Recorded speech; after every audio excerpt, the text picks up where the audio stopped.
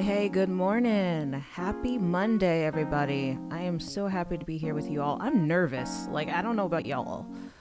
You probably aren't nervous, but I'm kind of nervous right now. It's one of those things, I don't know if anybody is a writer or an author or something, or like an artist of any kind. When you share your creation, when you share what you've created with other people, it's like, man, this is nerve-wracking. And I know I've played my songs on here before, lots of times, and that's fine. I don't mind that. But this is my baby. This is a baby I've worked on since 2010, so I'm a little nervous, just a little bit nervous to share her with you. Well, it with all of you, because there's so many characters in there. It's fun. It's gonna be a lot of fun. Really excited. So stay tuned, y'all.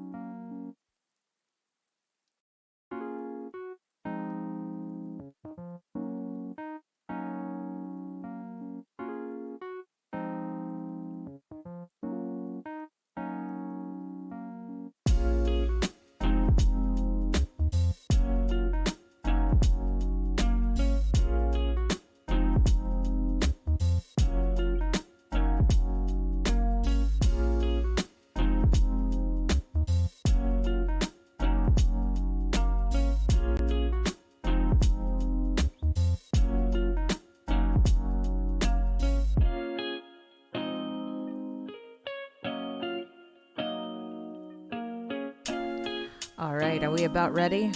Let's do this. I'm so nervous, but it's gonna be good. I hope you guys enjoy the book. And I don't know how much of the book I'll read. I guess it depends on who wants to hear more. But yeah, let's do this.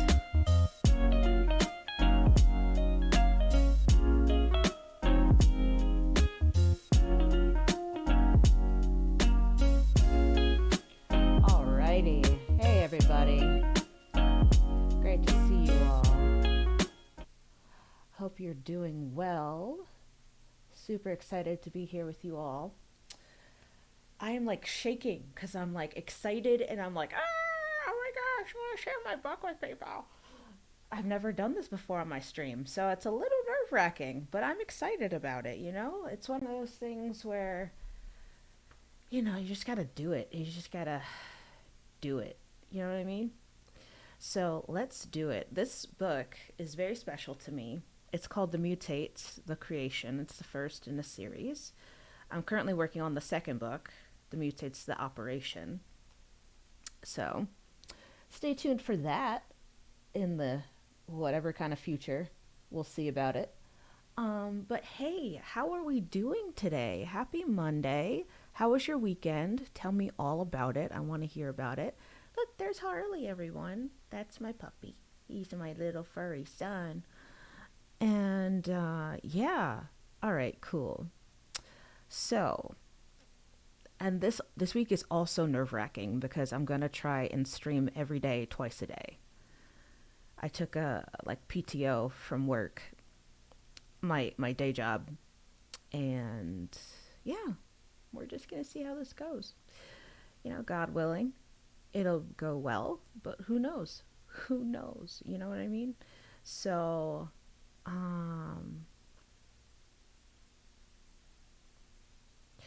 I guess I wanted to start Let me think. Oh, my Alexa went off. Why is that? I wonder why. Why is Alexa going off? Weird. Okay. So guys, I made a song for this book. It's called No Right. Like absolute like it means like like the villain in the book had absolutely no right to do what he did to these kids. You know what I mean? And so the song No Right is about the kids' response to what the villain did to them. And it's like, dude, not cool. So it's pretty epic. I like it a lot. I'll play some of it for you. And if you want to hear more, then I'll sing the whole song. But I haven't sung it in a long time. So it goes something like, hold on. Gotta get myself situated. All right.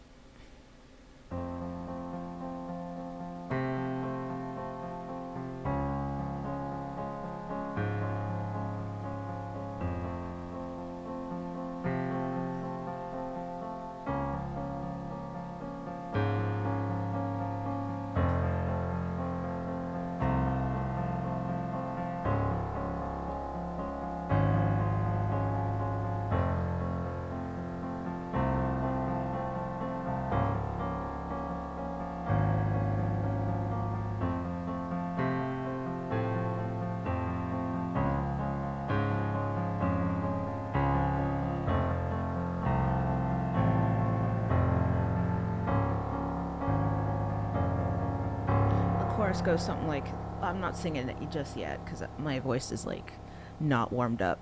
But this is what the chorus sounds like musically.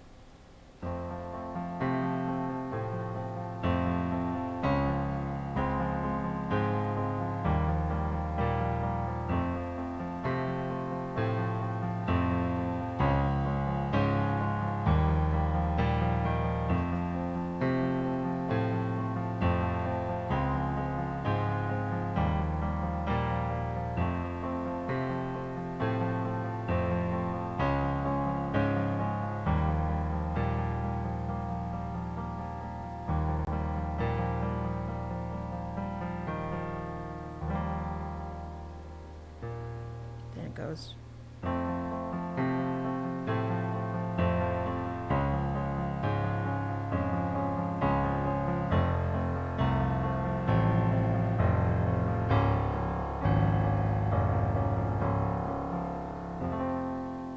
Yeah, so that's a little taste of the song. It's kind of based on the book. So okay, guys, let's do this. I'm afraid. Um, let's just do this. Okay, so I have usually on this scene on OBS, I usually have my machine thing. It's like on the floor now because it was just in the way and it fell the last time I was live playing. So I was like, maybe it's not a good idea to put that up on my piano while I'm playing it. So I put it on the floor just for safekeeping. But I'm using that scene because it's showing my whole desktop to show you the mutates. So here we go, guys. All right, this is chapter 1. The Predator Watches in the Shadows. And the first guy, his name is Tyler, and he's a goofball. Like, I don't know if anybody remembers Tobuscus, but he's like a version of Tobuscus, but with I don't know. I don't know. He's like a version of Tobuscus in a little way. Just he's very silly. So, I hope you like him as much as I liked creating him. All right. Hold on, I got a text.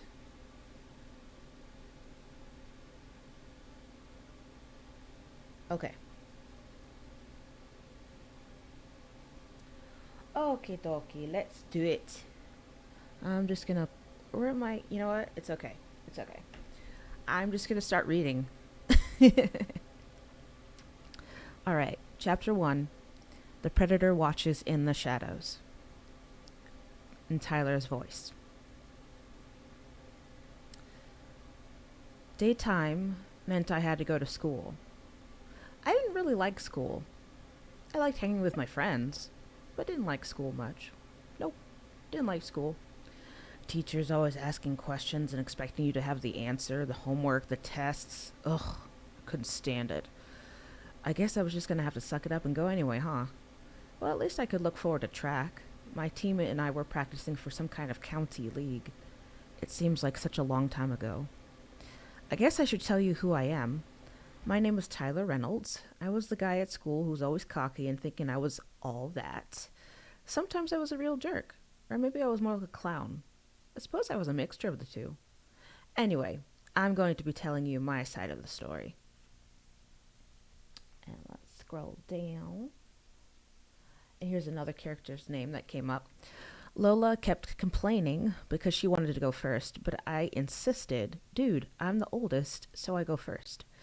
I would have said more, but her brother was there. He's a brother to me too, but Andy is very protector like with his little sister, so I kinda had to be nice to her. She was alright anyway. I hope you all heard the sarcasm in that first bit. To be honest, none of them actually knew I was doing this. You know, writing our story until Sammy found me out. Back to what I was saying. I'm going to tell you what happened. Okay? Yeah, like you could answer me. All right, here we go. All right, and here we go indeed. She was smiling at me. Her gorgeous golden eyes burned like fire. A light breeze made her hair wispy. Her golden hair hid part of her pretty smile. She was wearing a yellow sundress that shook as the wind pushed it. I couldn't help but smile back. You know, Ty, she started, pulling some of her long hair behind her ear. I could hardly focus on her voice. Her voice was music to my ears, soothing wind chimes to my soul. Don't judge me. I had such a lovely time with you today. Oh, yeah? I smiled. I had taken her to a matinee. I had a good time too, babe. So, I guess this counts as like our first date, right? She smiled again, showing off her pearly whites and her dimples. My mouth kind of opened as I watched her smile. She was making me confused. Speak, loser! A voice called to me sharply. Yeah, I guess so. I blurted out after a few beats of silence. Her giggle was like a tinkling of rain on a window pane. Oh my gosh, I just rhymed. Sammy is going to be so proud when I tell her. Anywho. Well, I guess I should thank you now, she blushed, moving more hair behind her delicate ears. I sound so mushy recounting all of these details. What the heck? Yeah, I guess so. I blushed back at her. What are you, a broken record? Stop repeating everything you just said. The voice again pestered me. I could have kicked myself. Well, Sammy breathed all dramatic like in the movies. Kiss me, Tyler. Every part of me screamed, touchdown! I leaned into her and puckered my lips. She did the same. It seemed as if time slowed down as we came closer to each other. Her lips were just inches from mine. All right, so I'm backing away. Tyler! A loud, almost monstrous voice thundered, startling me to reality. Tyler, get up! Did you forget to set your alarm again? The monstrous bellow belonged to none other than my pops, Jacob Tyler Reynolds. By the way, do you like words like monstrous, thundered, or awareness? Thank my friends, Sammy and Andy, for helping me discover more vocabulary words. You'll learn more about them in time. Without them, this whole thing would be a bunch of crap. Anyway, back to my rude awakening. I winced against the light bursting from my bedroom door as my dad stormed in. Morning, Dad, I mumbled sourly as I took my time and stretched. Get up out of bed, Tyler. You're gonna be late, he said to me sternly before walking out of the room without closing the door. I hated when he did that. He could never say good morning to me ever. It was like he hated me or something. I didn't get it. I turned over onto my stomach and looked up at my headboard shelf to see the time. The red glowing letters read 6:23, and the red button for AM was lit. A scowl flashed across my countenance. Sammy just told me to use that word, as I leered at the alarm clock. I couldn't believe my dad, for the nearly 50th time that year, woke me up when I didn't need to be woken up. School didn't start until 7:25, and the bus didn't drop by until 6:45. I had like, hold on, I have to do the calculations. Less than 20 minutes for me to get dressed. I'm pretty sure it was that amount. Anyhow, after I leered at my alarm clock and scowled, I got out of bed to close my door loud enough for my dad to hear. I decided to wear a t-shirt from my favorite band, Linkin Park, and some khakis. I decided to wear my Timberlands also. After putting on some deodorant and cologne, I went to the bathroom and did a once-over wash of my face. My hair was all over the place, but I managed with some water to keep it nice and swag-tastic. Moving along, I brushed my teeth and grabbed my backpack from my room. My bed was still a mess, but I made it quickly. My clock read 6:38. I was running out of time. I ran downstairs and grabbed 3 granola bars from the pantry and 2 bottles of water before running out the door. I didn't know where my dad was. Personally, I didn't really care. He could have choked on barbed wire for all I knew. I don't know why he'd choke on barbed wire, but you get my meaning, right? Yeah, never mind. Never mind that. The bus stop from my house is about a 2-minute walk or roughly a minute run, so I ran as fast as I could. Mind you, that is very fast. I am an all-time famous track runner. Everyone decided to give me evil looks, but I loved it. They were all just haters. Anyway, as I bolted for the bus stop, I couldn't help but feel like someone was watching me, like a predator watches in the shadows. Did you see how I just put the title of the chapter into this? Pretty sweet, huh? But yeah, I really felt like someone was stalking me. So I looked around me to see if I could spot anybody, but I saw nada. It was kind of creepy. Creepy and mysterious. The eyes were watching us. I heard the bus roll up to the stop and I saw kids starting to board. I sprinted to the bus and got on just before the doors closed because that's how I rolled. The gang was all in the back where we had been sitting for nearly 8 years. Yeah, in the same order, too. Ananias, Andy Dunhill, had saved a seat for me. He had his sister, Lola, the weirdo, on the other side of him by the window. "Hey, man," Andy greeted me, punching my shoulder gently. "You look like you had a rough morning." I kinda did. Guess I should have woken up earlier. I smiled, looking over at Lola. "Well, hello, loser. How are you?" Andy gave me a nudge, while Lola turned to me and smiled warmly. No matter what I said to her, she was always smiling and taking everything in stride. She'd been like that ever since she was born. And there's my dog, guys. Legend has it that she's smiling at this exact moment. "I'm great. We had fun this weekend. We got to see our cousins in West Virginia. That was fun. There were a lot of mountains and cows," she replied in her light, carefree voice.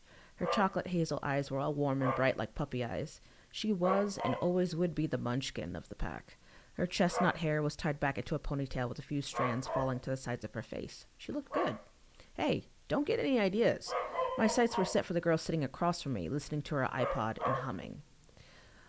Her golden hair wasn't as bright as it was in my dream, but that was because the sun wasn't totally out. It felt like a curtain around her head and her shoulders. I couldn't tell if her eyes were open or not, but she looked beautiful as always. She was wearing a purple tank top with dark jeans and Converses. She had her black and white checkered armband on her right wrist and her black one on the other. Her orange backpack sat on her lap. Her foot moved to the beat of the song she was listening to. I yearned to talk to her. As if she knew that I was gawking at her like an idiot, Samantha, Sammy Yales, looked up toward me with her dark golden eyes, smiling the tiniest bit. "Hey, Sammy," I said, hoping she could hear me. She was always good at reading lips, so she must have known what I had said. She nodded to me like any dude would and then returned to listening to her music. She wasn't anything like the Sammy in my dream. She was utterly different, yet still entirely awesome, and I preferred this Sammy over the one in my dream any day. Okay. When I turned to look at Andy, he was giving me this scrutinizing look. "What?" I asked, raising a brow at him. "Dude, if you like her so much, why don't you ask her out?" Why did I say it like that? Just ask her out. Because that's how Andy talks. Not at all. Dude, if you like her so much, why don't you just ask her out?" He wondered in a low murmur so that Lola couldn't hear. She was busy daydreaming out the window like usual. "I can't do that. What if she turns me down?" I whispered as I stole a glance at her. "Then find a new girl. There are a lot of them out there," he reasoned, "but you're driving us all crazy with your drooling." "I don't know, man. I don't think I can do it," I muttered, looking at her again.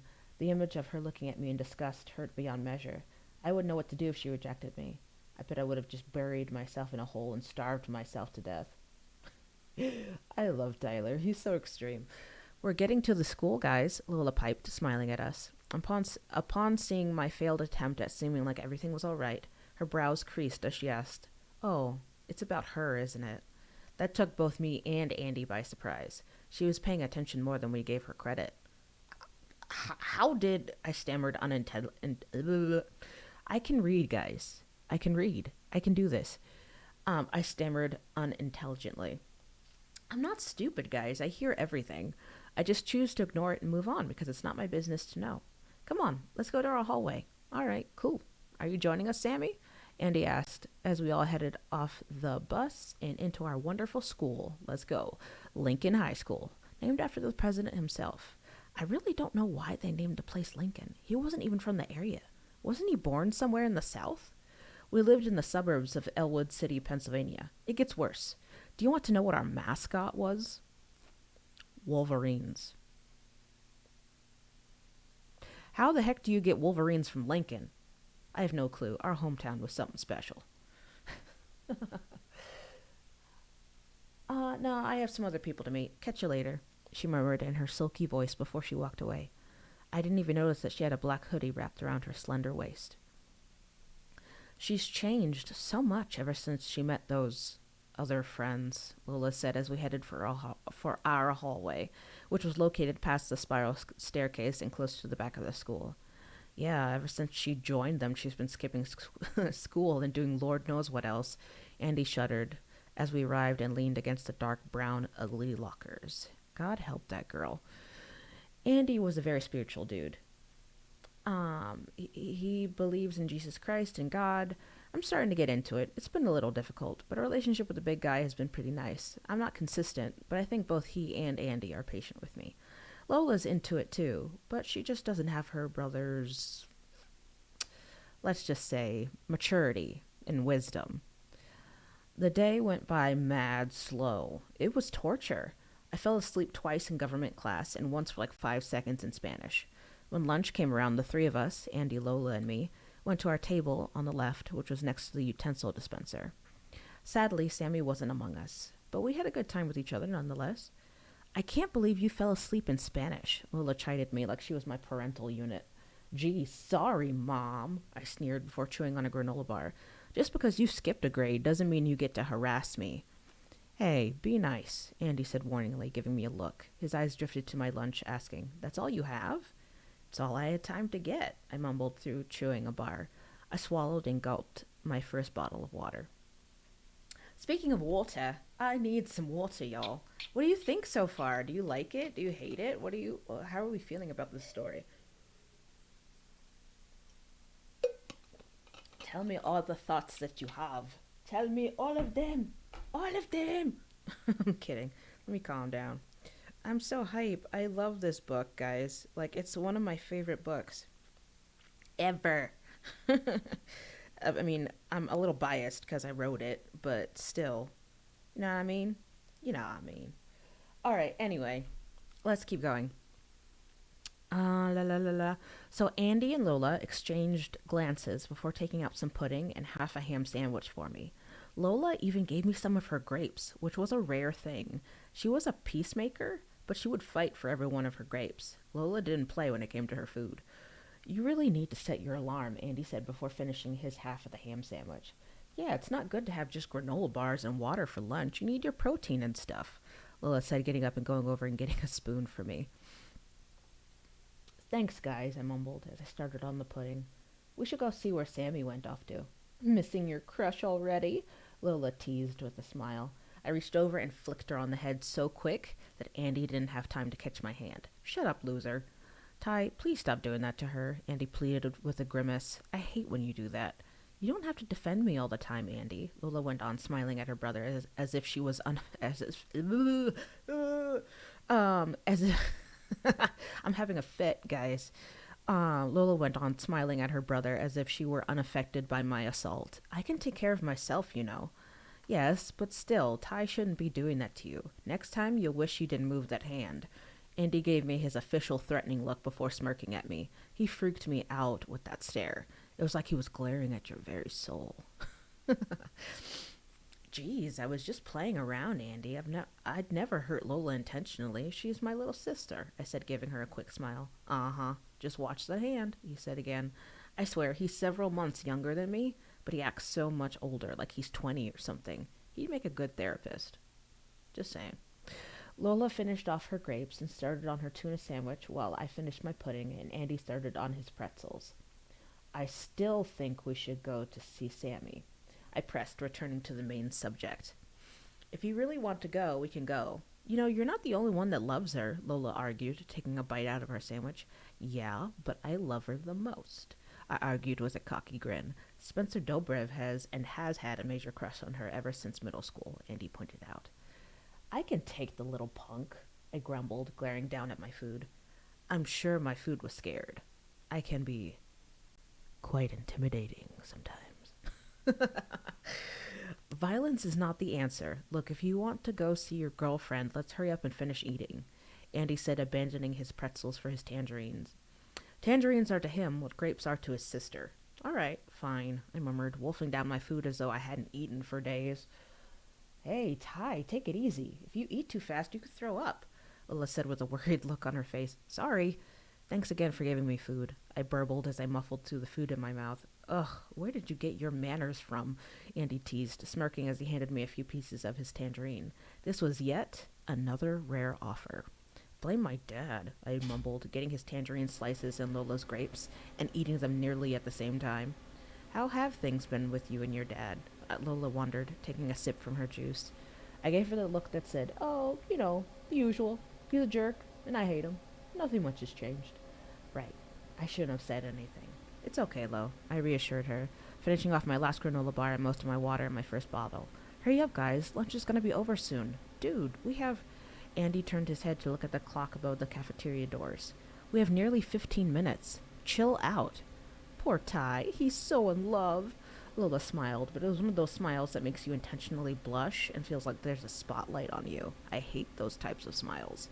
Shut up, I told her, trying to sound like Andy. You fail at being mature and older, she grinned, popping popcorn into her mouth. Her chewing made a distinct sound of pop, pop, pop.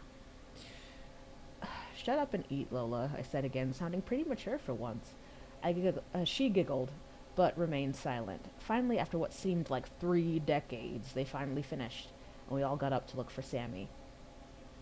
Where does she hang out with those friends of hers? I asked, racking my brain for the location. It's near the gym, Andy said, turning down the F hallway. A knot was forming in my stomach, and my throat started to tighten in anticipation. My palms itched from sweat. My lips were continuously twitching. Ty, what is wrong with you? Andy asked me. I think he's nervous, Lola said, eyeing me like she was my doctor. I'm fine, guys, I said, annoyed. Let's just go see her. The image of her on the bus appeared in my mind, and I felt euphoric joy jolt adrenaline through my veins. Look, there she is, she being Lola pointed out. Suddenly she froze and gasped, her fiery brown eyes widening in shock. Oh my, she breathed as though she had just seen a murder. Andy froze too. I couldn't see his face because he was in front of me, but I could only imagine that he was gaping. What? What's going on? I hissed urgently, moving past them. I felt like I had been hit by a ton of bricks, burned, and then sent out to walk in the snow without any shoes or socks. We found Sammy all right, but she wasn't with other friends. She was with just one other friend. Ricky Gomez had her against the wall, his hands gripping Sammy's wrists tightly. They were glaring at each other. His face was inches from hers, his eyes daring to stare straight in hers. There was obvious tension between them, and she was trying to resist his hold while he was struggling to trap her. Their backpacks were against the wall behind them. Anger that I've only felt once before when my mom died ignited within me, and I was ready to kill him. I started walking forward slowly like a predator watching in the shadows. I was ready to kill. Andy caught sight of the resolve in my burning eyes, and he grabbed hold of my arms and whispering, "Don't do it, Ty. He's not worth it. Think about what Jesus..." That's all he had time to say. I shrugged his arm off and walked forward. My eyes never left Ricky. "I'm not helping you anymore," Sammy snapped, shoving Ricky back unexpectedly. He nearly tripped over his own feet. "You've got a lot of nerve, Sammy," he growled. "We're done when I say we're done." Thank God we were the only ones in the hallway. Hey! I barked angrily as I approached them. You heard her. Leave her alone. Sammy looked at me with her dark eyes and shook her head as if to say, Get lost, Tyler. This is my fight. I ignored the look and stared at Ricky's plain brown eyes. A cocky grin formed on his lips. He wished he was as cool as me. He made the smile look sloppy. Well, well, if it isn't Tyler Reynolds, are you here to save her? She brought this on herself. We had an agreement. At that moment, I felt that he was lucky that Andy was there. I would have said some things if he weren't. Yeah, but I'm sure she's helped you enough. Leave her alone, I said distinctly, my hands forming fists at my side. I was ready when he was. Look, Reynolds, just go. No one wants you around anyway, he went, turning back to Sammy as if to dismiss me. Stop, Ricky, she seethed, smacking him across the face. He gritted his teeth and made to smack her back. That's where I came in. I grabbed his hand and shoved him with my shoulder, hitting him hard enough to make him hit the wall behind him. Okay. Literally, out of nowhere, a flock of students decided to walk down the hallway. When they saw what was happening, they encircled us and chanted, Fight! Fight! Fight! Fight! Andy and Lola were wide-eyed as they watched. Both of their mouths hung low. You think you're so tough, don't you? Ricky spat at me. Think you can protect her from me? You couldn't even protect your pathetic mom. A furious yell came from me as I charged at him. A red haze covered my eyes. My fist impacted his face and made him fall back into the crowd. The kids he fell on helped him up and pushed him forward. Sammy, before I could do anything, punched him in his nose. A gush of blood spurted from it as he fell to his knees. She kicked his stomach, forcing him to curl up on the ground. He's done. Let's go before security finds us, Sammy said, grabbing my arm forcefully. No, I'm not done yet, I snarled, kicking him even as she pulled me back. Andy stepped in and blocked my view from him. He's not worth it, Ty. Let's go. Now, he said firmly, pushing me back. Lola followed behind fearfully as her eyes darted from Ricky on the ground to my murderous appearance. I tried to fight against Andy and Sammy, but their combined strength overpowered me. It's getting heated up on her. Oh my gosh.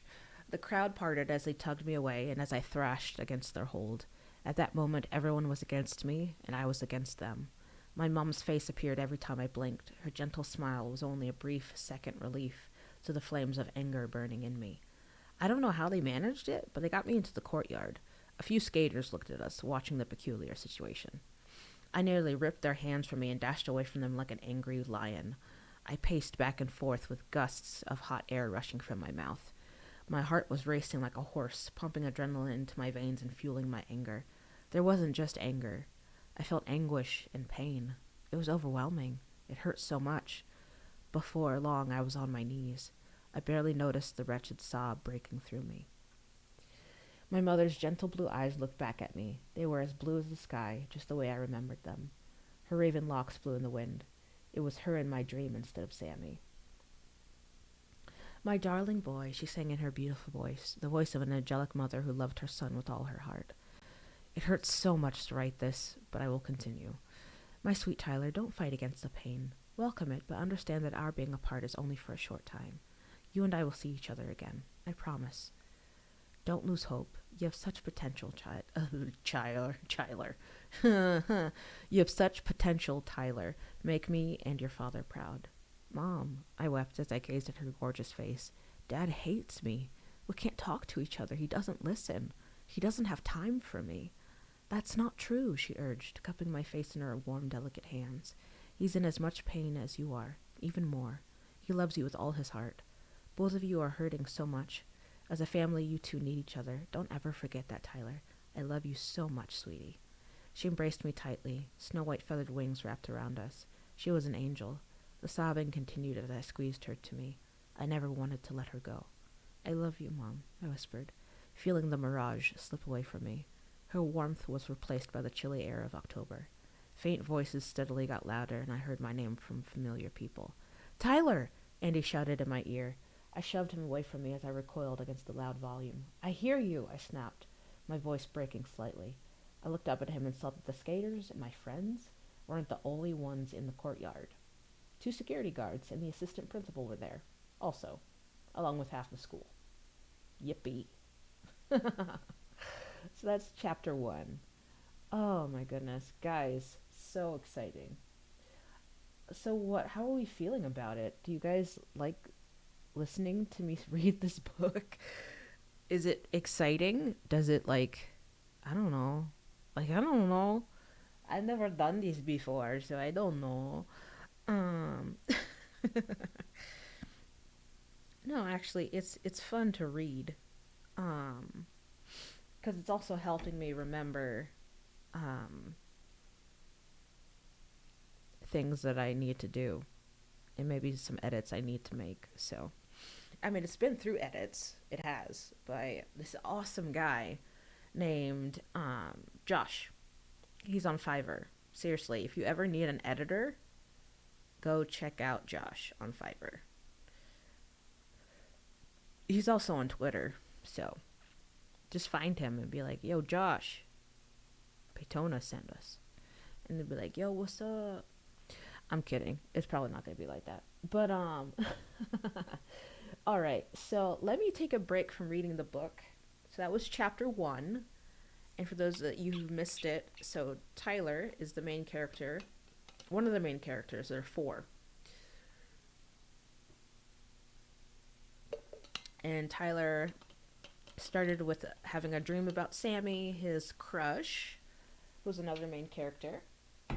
Woke up to his dad yelling at him about getting up and ready for school, and he almost missed the bus. Um, and then school happened, and it was boring. As schools can sometimes be boring. I mean, not to everybody, but at least to him it was. And then they went and he, Andy and Lola are brother and sister. They went with Tyler to go see where Sammy was. Oh, did I really? Oh, five. Oh, thank you. I know, it was so sad, isn't it? It's heartbreaking. It's so sad. Yeah, he lost his mom. It's a whole thing. But yeah. Okay. Do you want to hear more?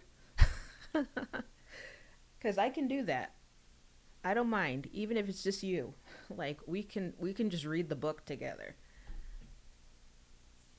What do you think?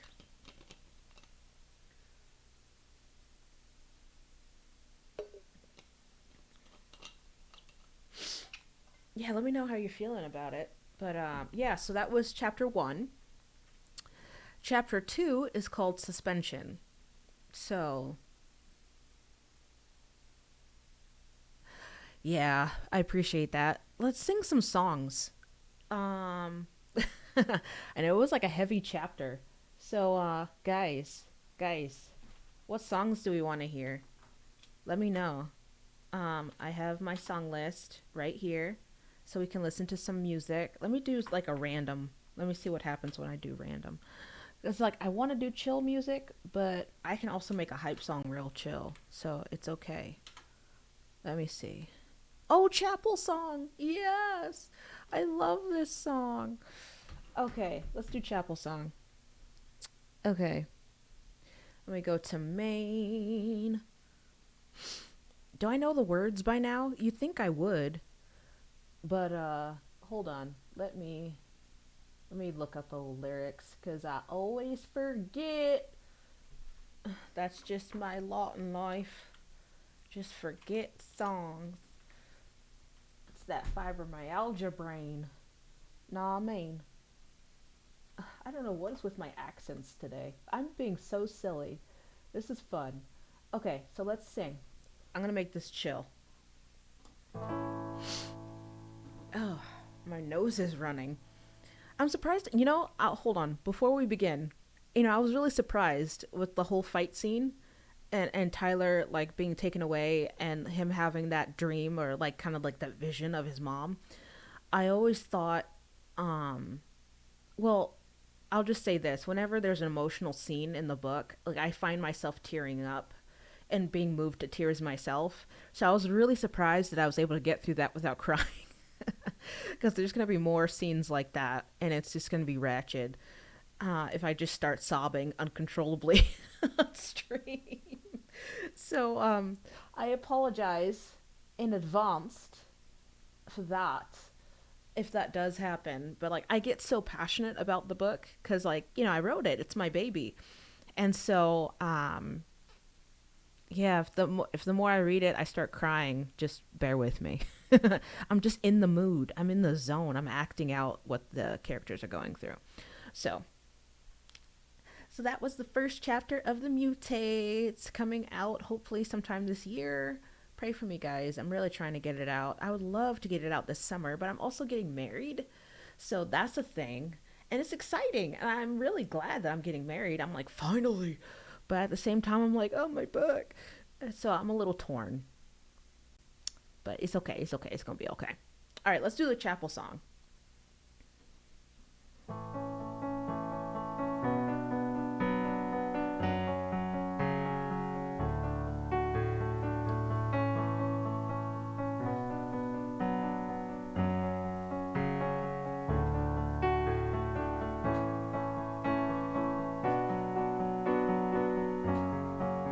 That's minor.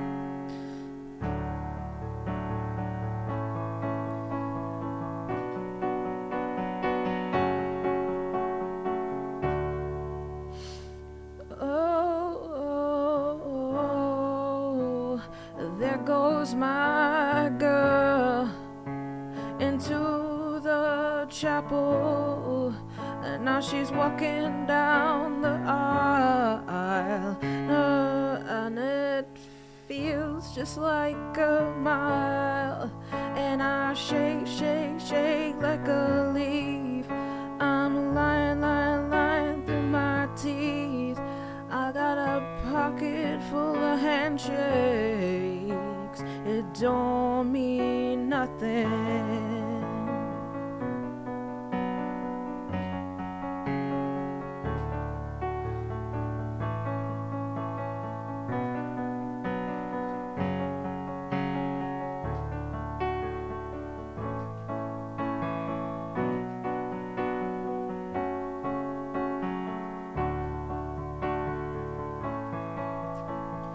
There goes my girl into the chapel. Now she's walking down the aisle. Her man begins to smile, and I shake, shake, shake like a leaf. I'm lying, lying, lying through my teeth. I'm a bowl of bruised fruit inside a chapel of shiny apples too. Tear up the photograph, 'cause it's a bright blue sky. Tear up the photograph, 'cause it's a bright blue sky. Tear up the photograph, 'cause it's a bright blue sky. Tear up the photograph, 'cause it's a bright blue sky. And it's a bright blue sky. And it's a bright blue sky.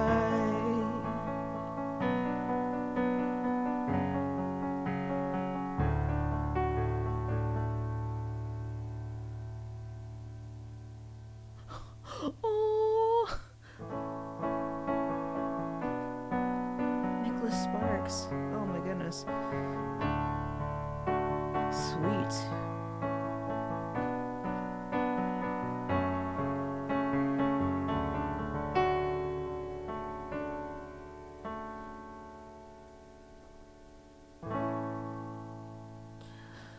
Whew, I love the chapel song. Guys, if you've never heard the chapel song, you have to listen to the chapel song. It is so good. So good, guys. Such a good song. All right, let me see something. Hold on. I'm getting all kinds of notifications. What is going on? Okay. It is okay, everybody. It's okay. It's okay. It's okay. All right. So, should I do like one more song and then continue? Like, how are we feeling? Are we ready for chapter 2 of the mutates?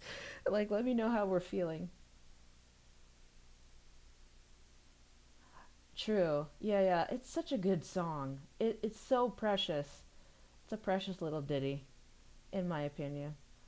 Um, do you have any song request five? Or would you like to hear the book some more? How are we feeling? You feel ready? I mean, I feel ready. I think singing kind of helped. Ooh, rolling in the deep. Oh, snipe. Okay. We're gonna make this super chill. Cause like I'm not ready for it. We could have had I'm, not, I'm choking. Oh my gosh. I'm not ready. I'm not ready. But we're gonna make it super chill. You're gonna wish you never had met me. All right, here we go. That's a chill, super chill version of Rolling in the Deep.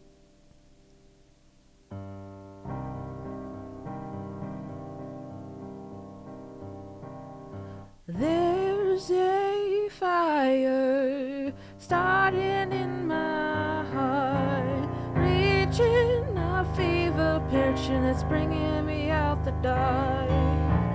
Finally, I had to burp. I'm so sorry. Finally, I can see you crystal clear. Go ahead and sell me out, and I'll lay your ship bare. See how I leave with every piece of you. Don't underestimate the things that I will do. There's a fire starting in my heart, reaching a fever pitch, and it's bringing me out the dark. The scars of your love remind me of us. They keep me thinking that we almost had it all. The scars of your love, they leave me breathless. I can't help feeling we could have had it all, rolling in the deep. You had my heart inside of your hands, and you played it to the beat. Baby, I have no story to be told, but I've heard one on you. Now I'm gonna make your head burn. Oh, Luces. Gotcha. Gotcha. Thank you for letting me know. I appreciate that. Luces. Oh, that. Oh, yes, luces. Like luz. Oh, that makes us so much more sense. Ah, mi querida. Bien. Bienvenido. That's awesome. All right, luces. I got you. I got you, luces. Yes, yes, de nada. Bienvenidos, luces. Um, where was I? I lost track of myself. Okay, here we go. Hold on. I have an itch in my ear. There's a lot going on. There's a lot going on right now. All right, hold on. Why am I talking country? What's going on with my accents today? I'm just tripping. All right, anyway. Baby, I have no story to be told, but I've heard one on you, and I'm gonna make your head burn. Think of me in the depths of your despair. Make it a home down there, as mine sure won't be shared. The scars of your love remind me of us. They keep me thinking that we almost had it all. The scars of your love, they leave me breathless. I can't help feeling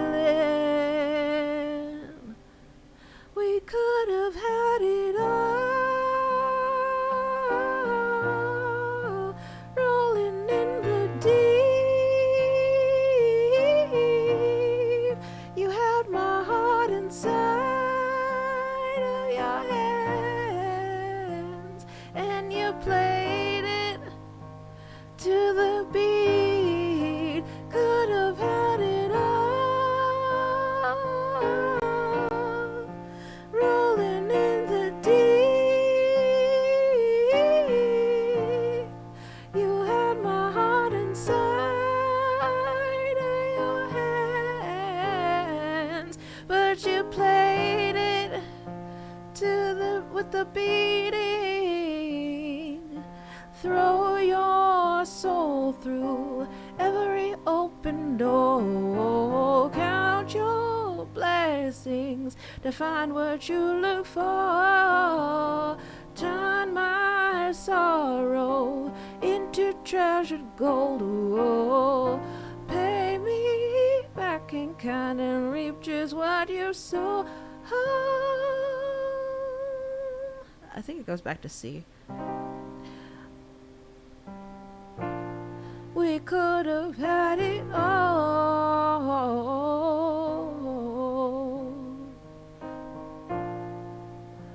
We could have had it all. It all, it all, it all. We could have had it all. Rolling in the deep. You had my heart inside your hands, and you played it to the beat and could have had it all. Rolling in the deep. Had my heart inside your hands, but you played it, you played it, played it, played it to the beat. Okay, that wasn't terrible. That was fun. I enjoyed that. Thank you. Oh, Rose Evenstar, thank you for the follow, my friend. How are you today? Rose Evenstar. Is that Evenstar, Evenstar? Is that from Lord of the Rings? Is that the reference you're making? Because if it is, that's super dope. I love Lord of the Rings. Like, I can play some Lord of the Rings right now.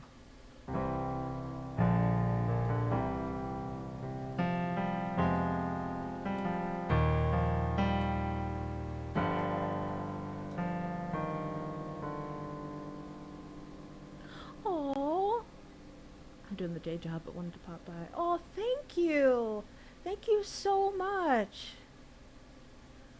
Is that Even Star from Lord of the Rings? I just have to know, just real quick. Is it from Lord of the Rings? Because I was playing Lord of the Rings. It's a beautiful name, though. I love Rose Evenstar.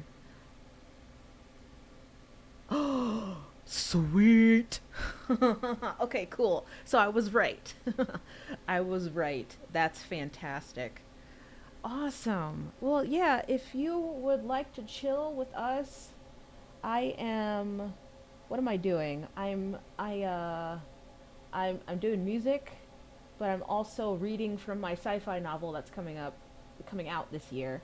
It's called The Mutates, The Creation. So I just read chapter 1 and there was a whole fight scene and the sadness, and I moved Luces to tears. Singing and reading. That's what we're doing today. Yes, Lord. We are singing and a reading. And by the way, if you guys didn't pick up, okay, awesome. Thanks, Rose. Really appreciate it. Okay, cool, cool, cool, cool, cool. Feel free to lurk, my friend. Yas, lurk it up. But guys, what was I about to say? I was about to say something. I forgot. Oh, dang it. Oh, no, no, no. Okay, I remembered. Okay. So The Mutates, The Creation is a first in a Christian sci-fi series. So it's Christian sci-fi. So I don't know if you got that vibe from Andy referencing Jesus and talking about Jesus and stuff, but like it's a Christian sci-fi novel. So there's a lot of different spiritual overtones in there. You're welcome. Oh my goodness. But yeah. Okay, so Luces, what are we feeling like? Chapter 2 or keep singing? What do we want to do? What does everybody need right now? Do we need more book or more music? What are we feeling? Cuz I can play the theme from The Mutates again cuz I don't think everybody heard it. One more song? Okay, one more song. One more song. All right, let's do it. Okay. Could have had it all.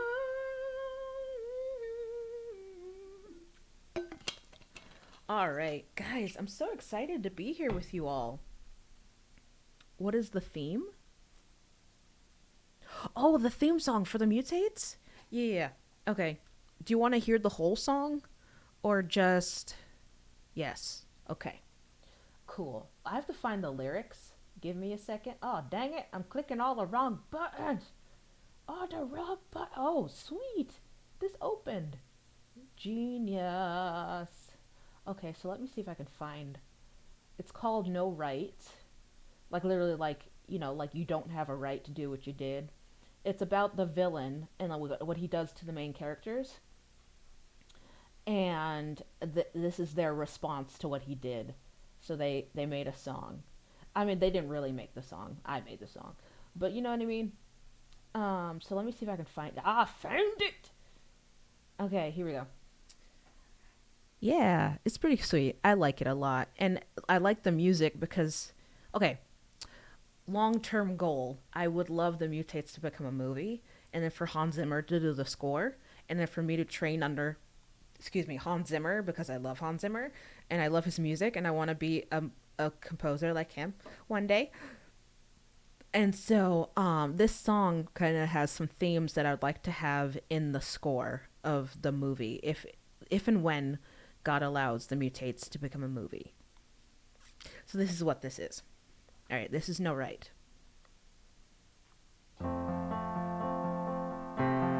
Yeah, I tell you, I'm a planner. I plan and dream. I'm a very idealist.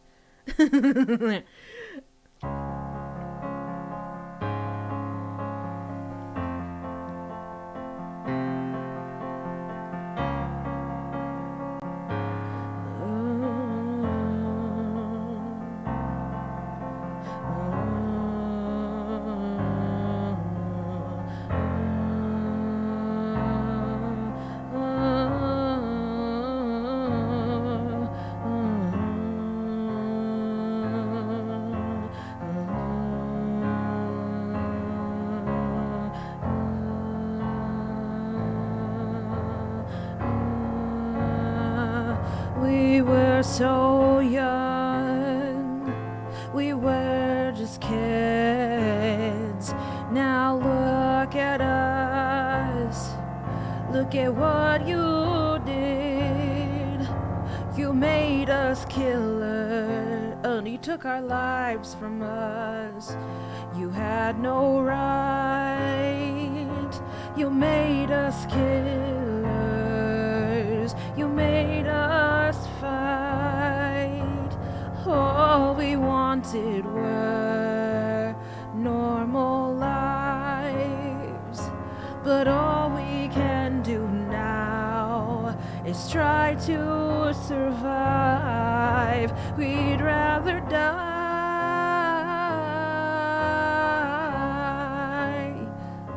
than live and listen to your lies. I have a right. We have a right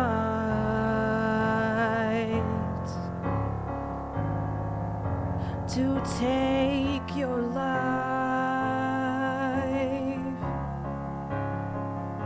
to end your life.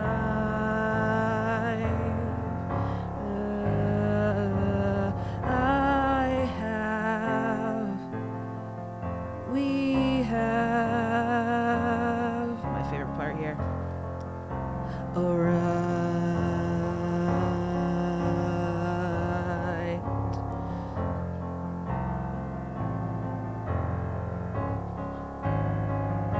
What have you done? Oops, sorry, minor. That's not right. What have you done to us? What have you done to us? What have you done to us?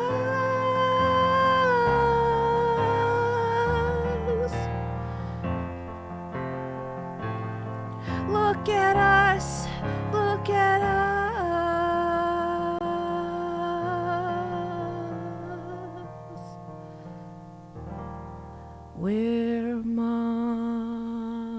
monstrous.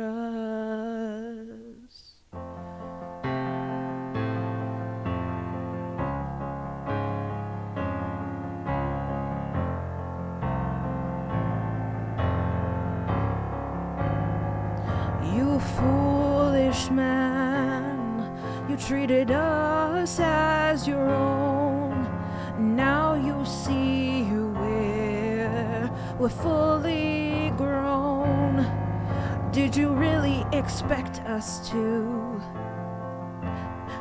follow you? Did you really expect us to want to love you? All we wanted were normal lives, but all we can do now is try to survive. We'd rather die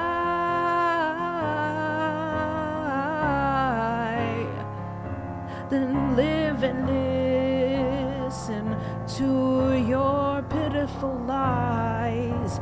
I have a right, we have a right to take your life, to end your life. I have, we have a right. Look what you've done to us.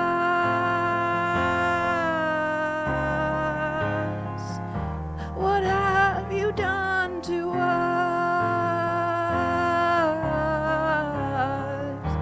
What have you done to us?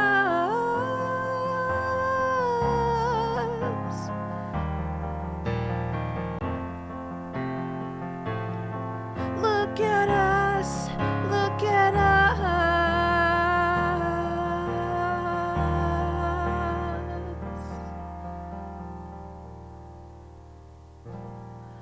We're monstrous.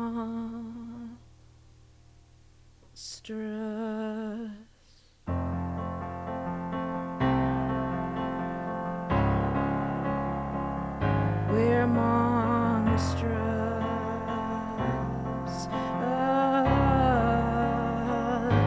You had no right.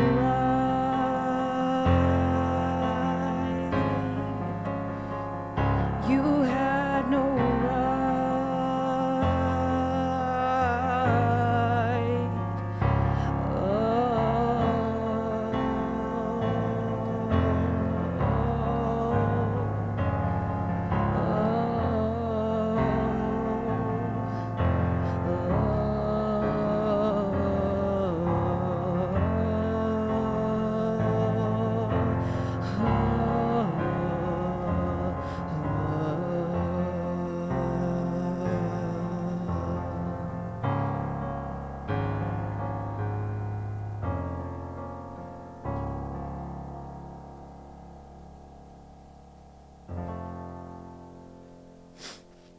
Yeah, that's no right. It's very passionate. It's a very aggressive song.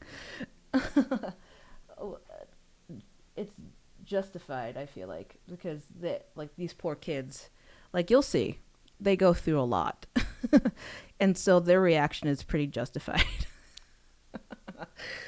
um but yeah, so that's no right. And so that's kind of like the theme. You know where I got that theme from? It's funny enough, Super 8. Does anybody remember Super 8, the movie with the alien? And they were like recording these kids, and Ellie Fanning is in it, and some other kids are in it. They were young at the time, and I think there was this trailer music, and for one of the trailers. I know, right? But yeah, I just love how powerful it sounds.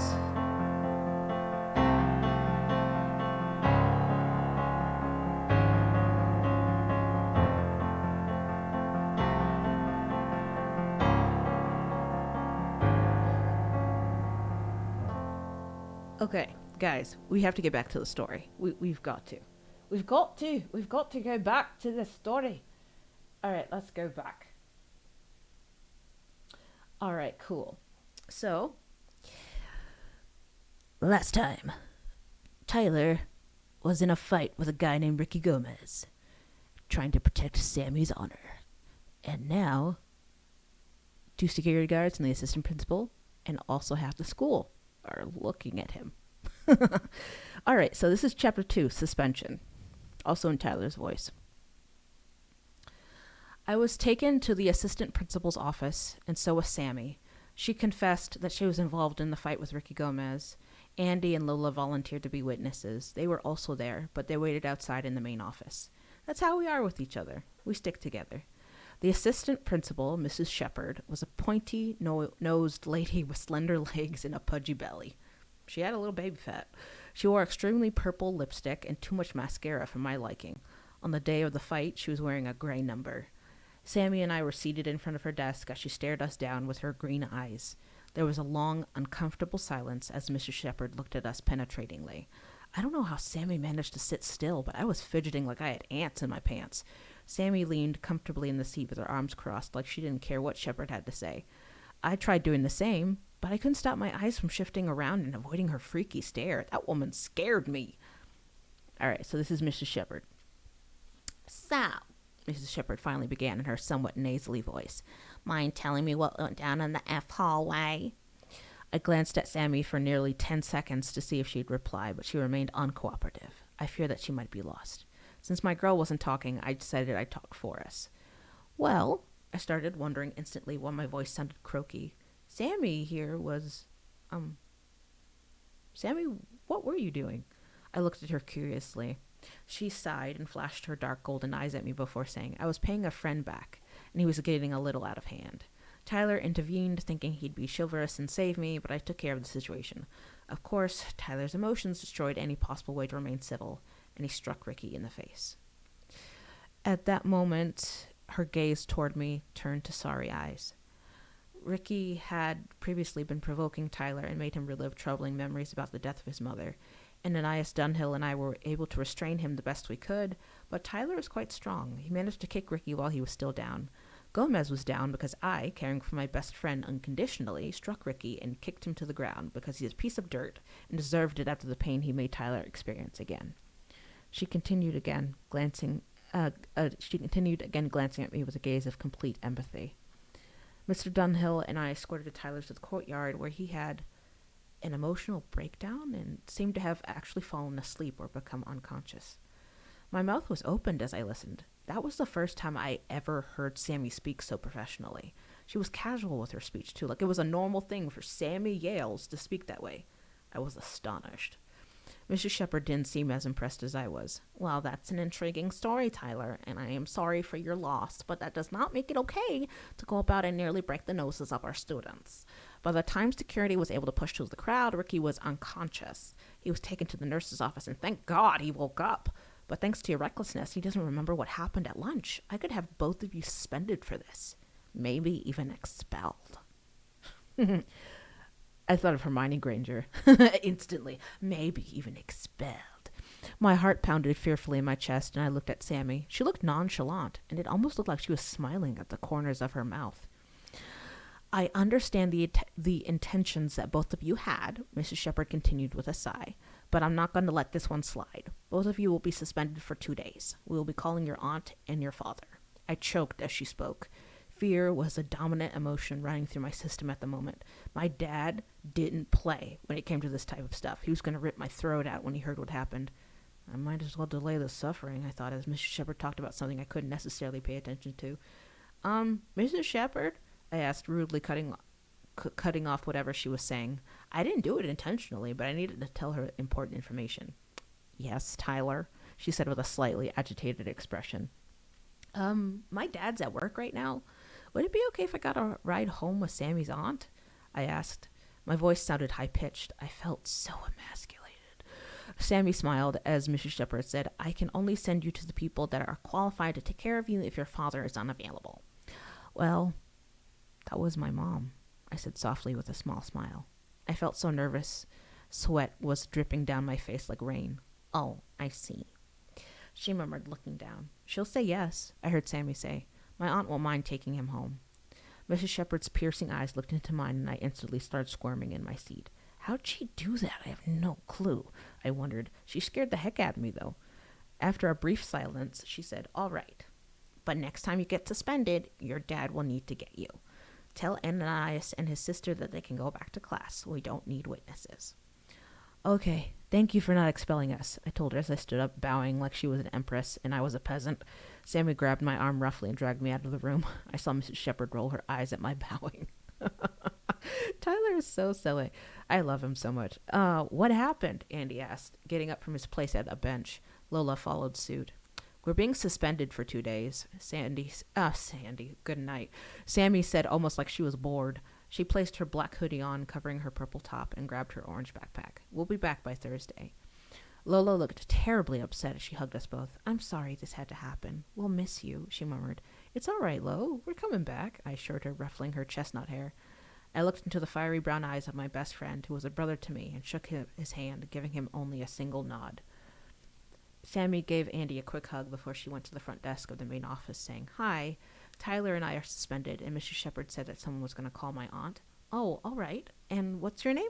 The lady at the desk asked. Samantha Yales, she replied. It had been a while since she said her full name like that. Even on Facebook, her profile name was Sammy Yales. Okay, wait just a sec. Sammy turned away from her and grabbed my arm again. Let's sit down. We sat on the bench with Andy and Lola. Before I could say or do anything, Sammy smacked me on the back of the head, just like always.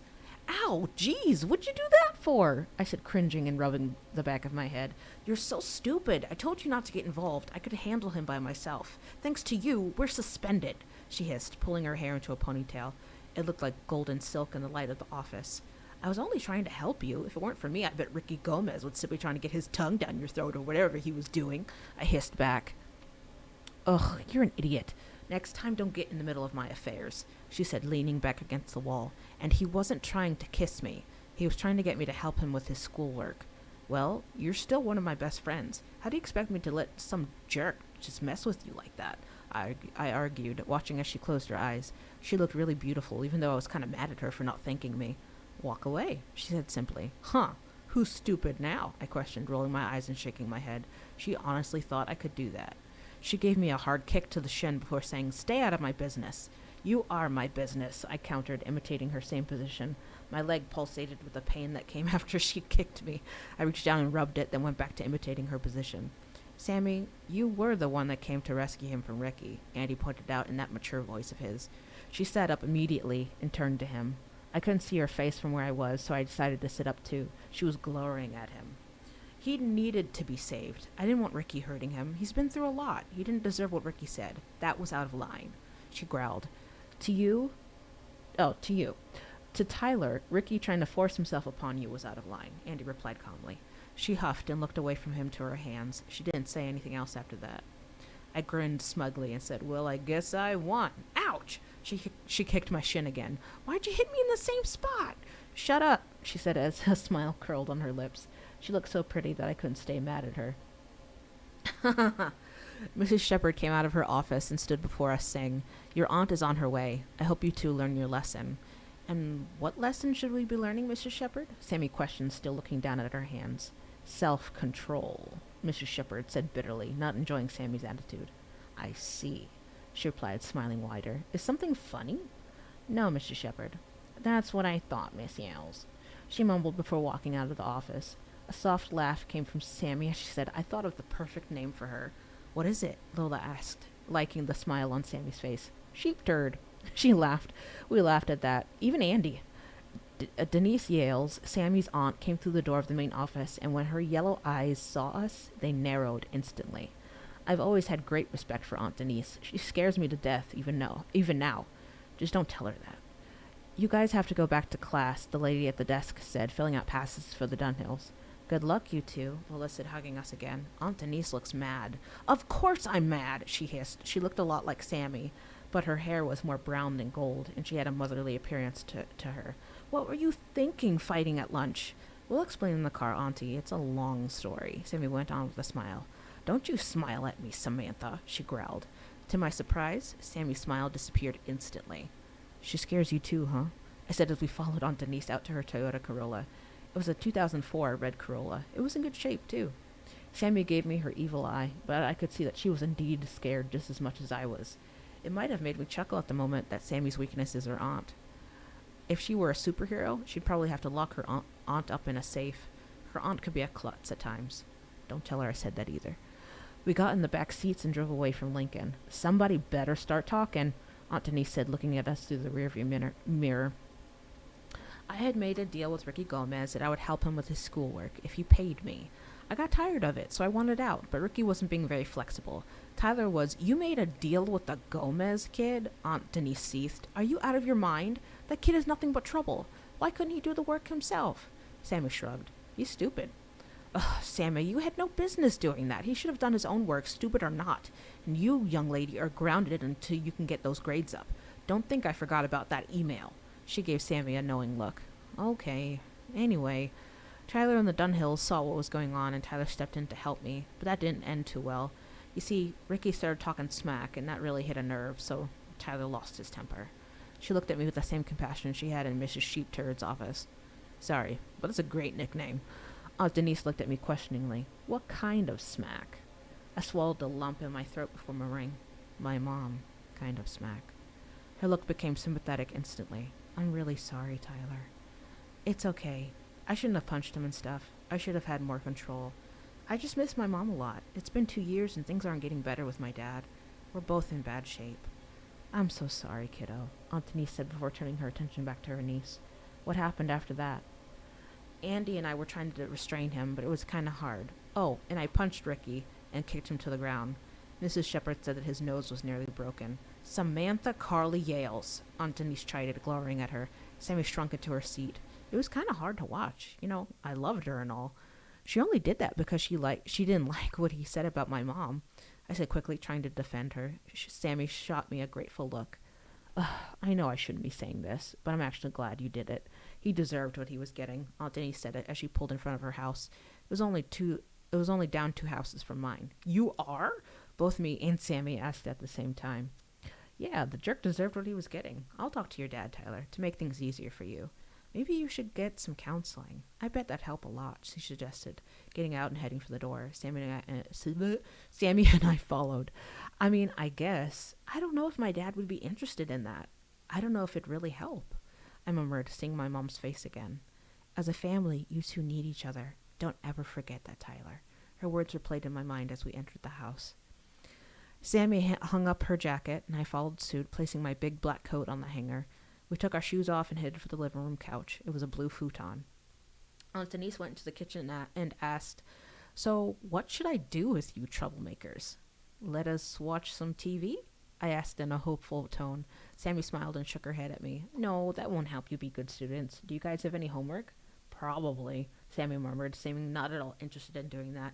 "Sammy," Aunt Denise said in a motherly tone, "you and Tyler will go get your backpacks, sit at the kitchen table, and do your homework. Understand?" "Yes, ma'am," Sammy sighed before pulling me up and dragging me toward the front door where we left our bags. "Why do you always have to drag me around?" I complained, getting my backpack. "Because I don't feel like telling you to come along with me," she said, taking the seat in the front window. I took the one that was across from her. Aunt Denise moved the table mats off and put them on the island counter. "Start working, you two," she said before she headed upstairs. "I'm going to take a quick shower before going to work." She trusted me, because I had been over her house all the time for the past 8 years. She knew me very well. She was a nurse at the local hospital. It took about 15 minutes to drive there. Sammy took out her binder and her agenda book. "Do you know what our homework was in algebra?" "Yeah, it was some worksheet Miss Donovan gave us. Remember?" I asked, showing her the paper I was talking about. "Right," she said before getting her calculator. "I hate homework." "Huh, who doesn't?" I said, starting on English. "I have a track meet tomorrow. I guess I won't be able to go." She didn't say anything in response, so for a long time no one talked. We could hear the water in the pipes as Aunt Denise had her shower. I wondered how long she'd be in there. Sammy looked like she was actually working hard as she finished her homework before I did. That's only because I was looking at her nearly the whole time. I was watching the way her brow creased when she was thinking through a question or a problem, the way she bit her bottom lip when she was stuck on something, and the smirk that appeared when she figured out what she was doing wrong. I was getting all caught up in her face that when Aunt Denise came down the stairs and saw us, her brow rose in suspicion. Were you two doing homework or gossiping like old women? She joked, going into the freezer to get a frozen bottle of water. We were working, Auntie, Sammy said, putting her papers away. Did you finish? No, I still have Spanish to do, I said, knowing full well that I didn't do any work. Well, I did some of the English questions, but that was it. Don't judge me. Slacker, she murmured, and for some odd reason, she blushed. She actually blushed. It had been a minute since I had seen her blush like that, but she did it. I was bewildered. I wondered why she was blushing. It was so strange yet stunning. She looked beautiful. All right, you lovebirds, knock it off, Aunt Denise teased as she grabbed her keys from the hooks near the pantry. What do you mean, lovebirds? Sammy demanded, looking at her aunt. Aunt Denise gave her this look that said, You really want me to go there? You know exactly what I'm talking about, Sammy, she smiled, winking at her niece. Sammy grinded her teeth together, and a guttural noise came from her. It sounded pretty cool. Aunt Denise ignored her and said to me, Ty, I called your dad, and he's going to talk to you tonight. He'll be home around 7, he said. Fear made my throat tight again. Okay. I choked as my heart beat against my chest in panic. Don't worry about it. He's not mad. He just wants to talk, she reassured me, seeing my concern. I'm going to go, guys, but don't do anything reckless and keep the door locked. Okay, bye, Sammy said, waving at her aunt. Bye, Aunt Denise. I smiled as she put on her brown jacket. She was wearing her whole nurse outfit with tennis shoes. See you, kiddo, she smiled back at me before leaving the house. I'll be back by 10. There was an odd silence when she was gone. We could hear her drive away from the house. I turned to my beautiful Sammy and said, So, what now? You have to finish your Spanish homework, she answered, going over to the futon and cutting the TV on with the remote. Excuse me. She untied her hair and let it fall to her shoulders. It was so beautiful. I suggest you start working. You do realize I'm, older than you, right? I asked her, taking out my homework obediently. She gave me one of those looks. One of those looks that says, take out your stuff and do your homework. I thought you were the bad kid. Since when do you do homework so fast? I asked as I started on government. I gave up on English. Since when do you... Hold on, I need some water. Water check, water break. Since when did you ask so many annoying questions? She countered, flipping through the channels until she found Nickelodeon. Fine, don't answer me then. And what was with you blushing? I've never seen you blush before, I asked. She looked tense as she answered tightly. Ty, I used to blush all the time in elementary school. Yeah, but you've never done it since then. What's up with you? I asked, curiously watching her actions. Her blush was starting to come back, and she ruffled her hair behind her back. Nothing, I'm fine. Stop interrogating me and do your homework, she snapped, turning the TV up. Geez, okay. Gosh, didn't have to shout, I said, smiling inwardly to myself. A hunch started forming in my brain, and I liked it a lot. Could it be possible that Sammy has a crush on me? I wondered to myself. I mean, I am good looking, and I saved her today. Maybe she's finally discovering that she likes me. Well, what took you so long, Tigress? A chuckle came from me as I imagined, happiness nearly filling me up to the brim. I swear if I were corny, I would have started singing. What are you smiling cheesily at, doofus? Sammy asked, glancing at me with her dark gold eyes. Oh, nothing, I sighed with my cocky grin. I hadn't even touched my homework yet. All I did was write my name. She turned her whole head in my direction and eyed me. It looked like she was going to eat me. I instantly thought of The Lion King, the greatest Disney film ever. Doesn't look like nothing, she replied over the laughter of SpongeBob SquarePants. Why are you smiling? Why are you asking so many annoying questions? I retorted, using her words against her. Oh, it felt so good to do that. Her eyes narrowed into slits, and before I knew it, she was on her feet and charging at me. Whoa! I yelled, scrambling out of my seat as she was about to smack me with the remote. Stand still! She cried with a smile on her face. She chased after me like a lion. She was fierce when provoked. I got the first hand of it twice. I ran like a madman, always hearing her 2 steps behind me. It's a good thing I was a track runner. She missed every time she tried to hit me. You can't touch this! I cried triumphantly, feeling empowered that Sammy Yales couldn't get me. She stopped in her pursuit with heavy breaths and went over to my stuff. She shoved all of it in my backpack and dragged it towards the door. I watched with horror as she threw my shoes and bag out on the lawn. She looked at me with hard eyes, hissing through her teeth. Get out! I felt horribly afraid for my life as I went by her. Sammy, I didn't mean to hurt your feelings. Get out! She screamed, slamming the door on my face. The October winds blew past me and made me shiver. My coat was still in there. I banged on the door and yelled out, Sammy, I need my coat! The door instantly swung open, and a mass of black was hurled at my face. "Take your stuff and go," she seethed, slamming the door behind her and locking it. "Sammy has a temper problem." I felt awful as I put my coat on and leaned my head on the door. "I'm sorry," I said, feeling like a total jerk. I didn't mean to hurt her. She was my girl and I loved her. I couldn't believe she just kicked me out. I sighed in defeat and slowly retreated to the lawn where my shoes were sprawled out. I put them on and grabbed my tossed backpack. I looked at her house. The light blue paint and the blue shutters didn't really comfort me. They just made me feel worse. The white door stared back at me with an air that said I wasn't allowed in. My shoulders slumped as I walked down the block to my house. I missed her already. On the short trip to Mikasa, I felt that feeling of being watched again. I paused and looked all around me, trying to locate the creeper creeping me out. Creepily. I couldn't find the person, so I just kept walking. When I got in the door to my house, I sat numbly on the floor with my head against the door. I sat there for the longest time, replaying the scene again and again. The rage in Sammy's eyes was so alluring. I was fascinated by those ochre eyes. I could see her continuously behind my lids, the same way I saw my mom.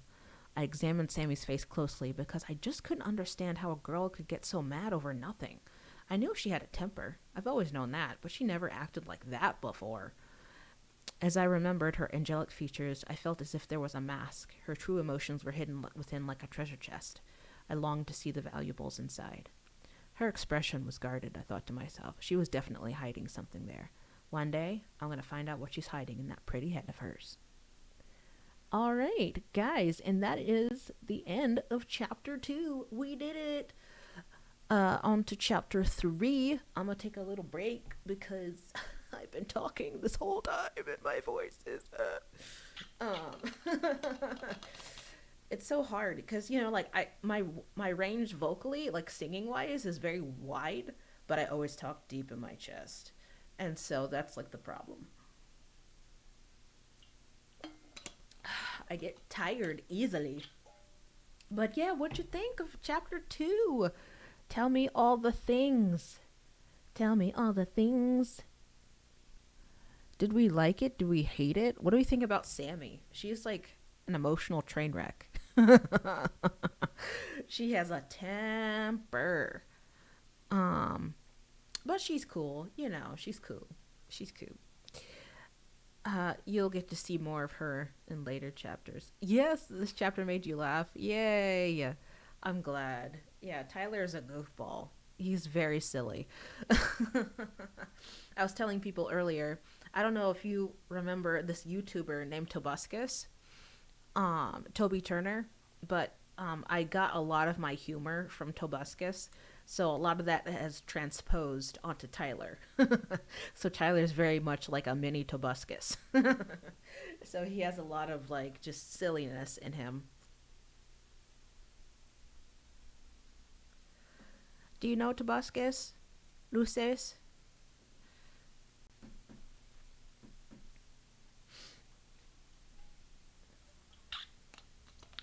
Oh, you're not certain. Okay. No worries, no worries. Okay. Guys, this has been awesome. I'm not going anywhere yet. I still got, uh, what did I say? Like an hour and a half? Yeah, I have an hour and a half left. So, let me take a break. Let me do some music.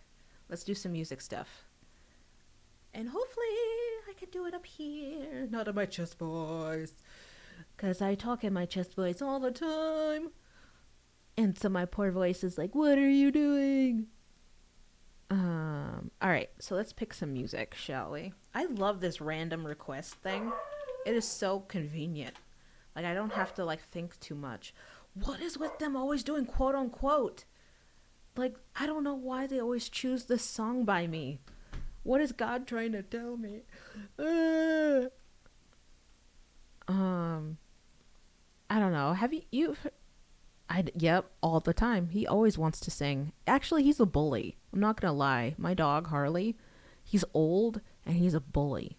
He likes barking at people as they walk by, and he's like, "Boy, you on my property, get off." But it's not really his property. But he like, you know, he marks his territory and he's like, "This is my stuff, and don't touch my stuff." You know, and so the people are like, "What is with this dog?" Like, he's a little Napoleon. And that's what I think too. And I'm like, I live with him, so yeah. Anyway, guys, let's sing some songs. Do you want to hear quote unquote, or can I do another song? Cuz I don't want to sing this song if I don't have to. Know what I mean? But if you want to hear it and you've never heard it before, then I can totally sing it. It's not a problem. Whatever I want. I'll go sweet. That's what I like to hear. Yes, Harley, we know you're a bully. We know it. Oh, Turning Page. Oh, yes, this is such a cute song. Turning Page. Okay, let's do it. Okay, so skipping that song. Let's do Turning Page for sure.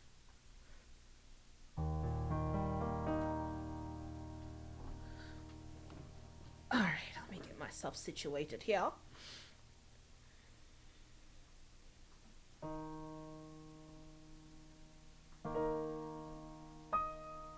That's too high.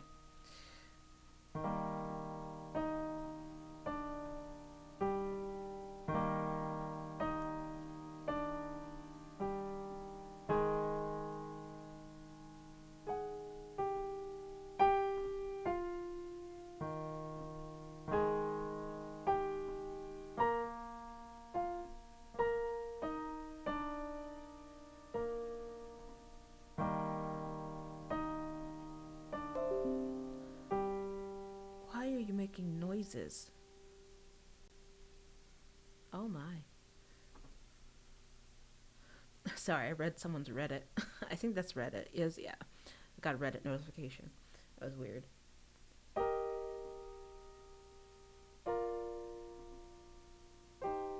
How does it go? I used to know this intro like the back of my hand, and now I don't know it. I'm sad.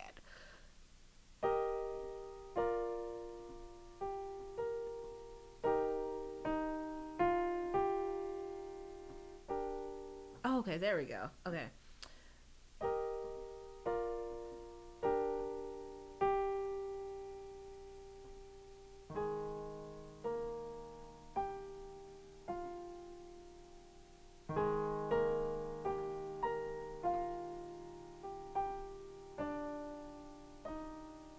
All right, that's all of the instrumental that I'm gonna do for this song. All right, let's do it. I've waited 100 years, but I'd wait 1,000,000 more for you.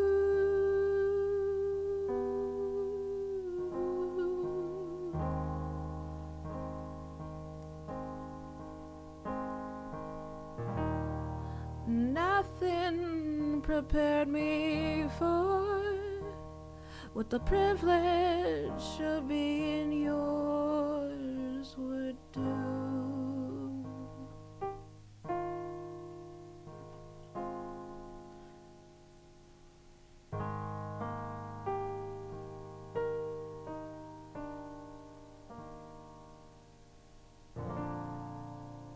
If I had only felt the warmth within your touch.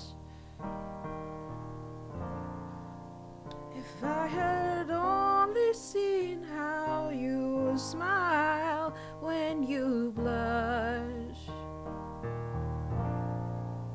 Oh, when you how you curl your lip, when you concentrate enough, I would have known what I was living for all along. What I've been living for.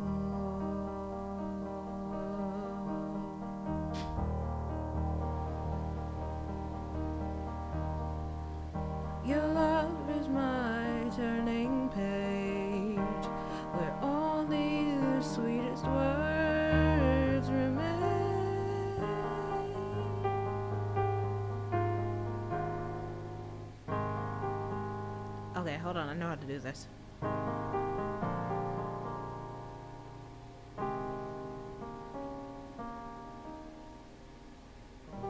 Hold on. It's like...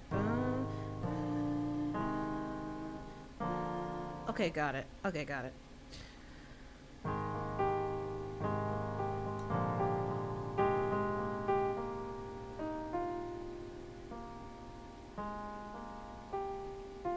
I don't remember. Oh, this is so sad.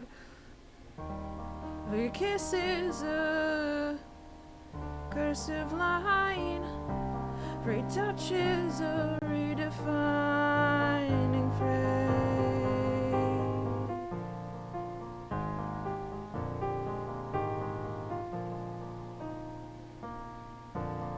I surrender who I've been for who you are. For nothing makes me stronger than your fragile heart.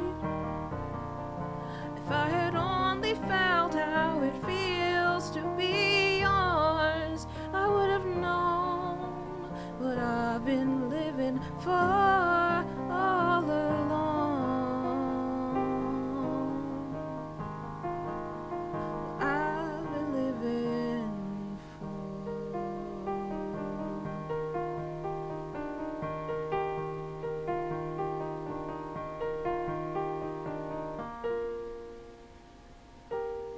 I think it's like that.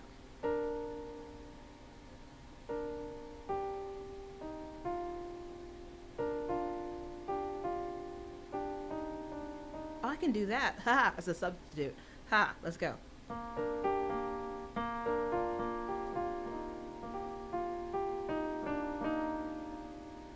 Okay, got it.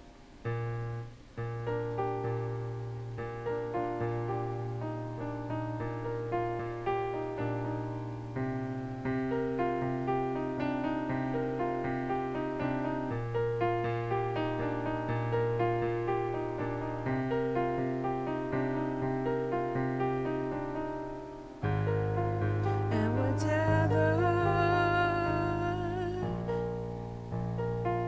to the story we must tell.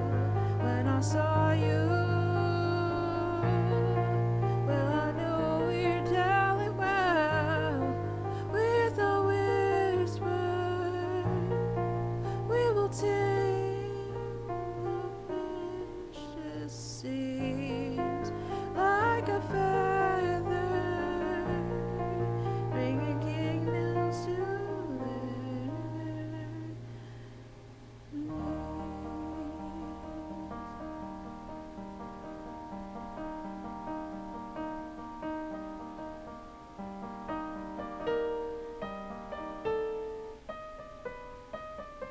Oh.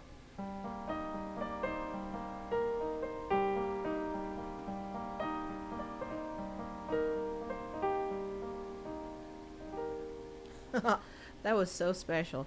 But I did it. I made it through. That's okay. That is okay. All right, cool. Let's do another song, guys. Let's see, what do we got? Oh, Valerie, let's go.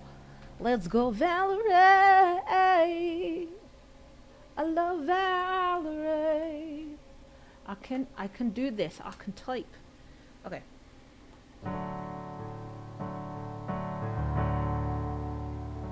Well, sometimes I go out by myself and I look across the water and I think of all the things of what you do. In my head I paint a picture. Since I've come on home, well, my body's been a mess, and I've missed your ginger hair and the way you like to dress. Won't you come on over? Stop making a fool out of me. Won't you come on over, Valerie? Valerie.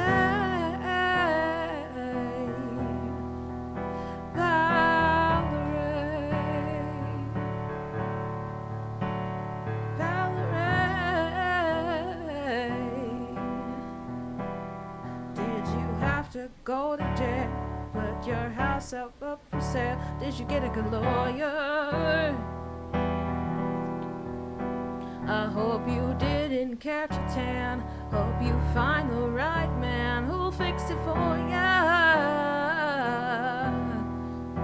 And are you shopping anywhere? Change the color of your hair. Are you busy? Did you have to pay that fine? You were dodging all the time. Are you still dizzy? Well, since I've come on home, well, my body's been a mess, and I miss your ginger hair and the way you like to dress. Won't you come on over? Stop making a fool out of me. Won't you come on over, Valerie? Valerie,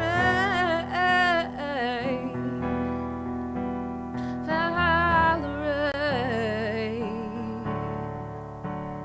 Valerie, ooh, Valerie,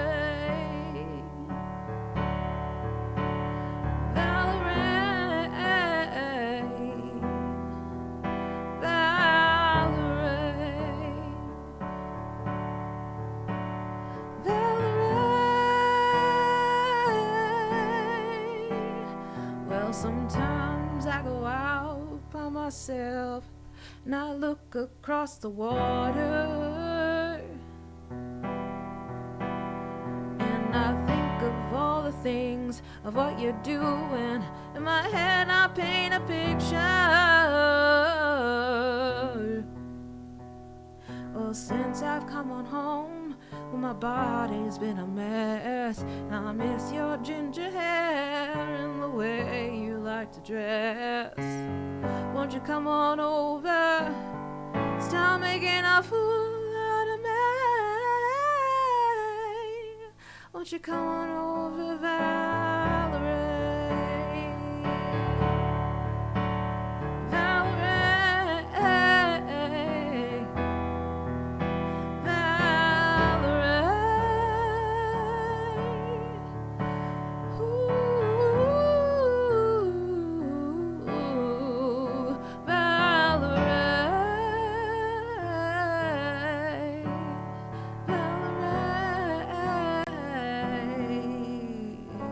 Won't you come on over, Valerie?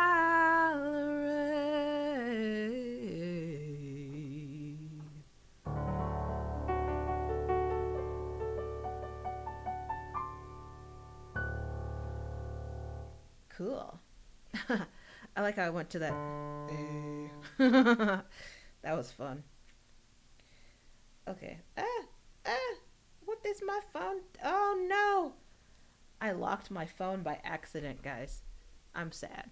I couldn't do my password. Oh, the sadness of it all. Okay. Um, Let me think here. What's a good song that we should do? What do you think? Let's see. Let's do. Let me think. All right, let's just do random one more time. Let's see what happens. Oh, hi. I haven't done this song in forever, guys. And if you see my video down below, like below my stuff, it shows like that I did a thing where my stream fail. That's it. That's what I'm talking about. I'm actually singing this song in particular when that the camera fell. So this is hilarious. Okay, so let's do it. Let's do Hi. And literally, it's a song just Hi. It's a really deep song actually. It's about loving yourself. And so it's like you talking to yourself and trying to get you to fall in love with yourself again. So it's a pretty deep song when you think about it, but it's pretty cool. It's a rock out song. I'm excited. All right, let's do it.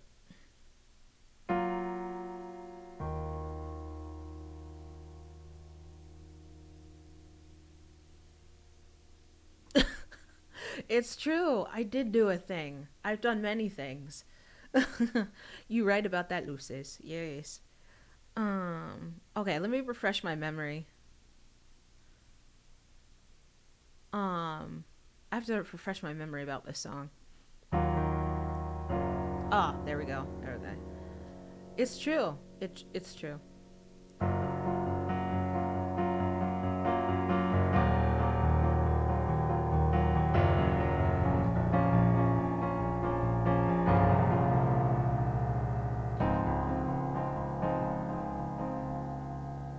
I think that's how it goes. It's like, okay, yeah. There we go.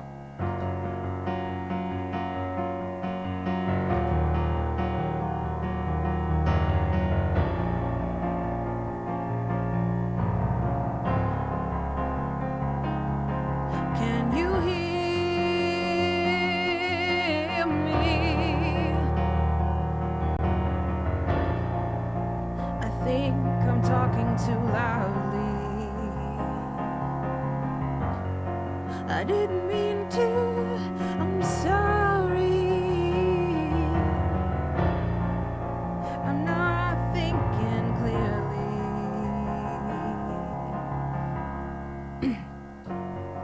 It's been a long time. Haven't talked to you in a while. It's been a long, long time. And I hope you don't mind. I know you're a busy guy. I don't wanna waste your time.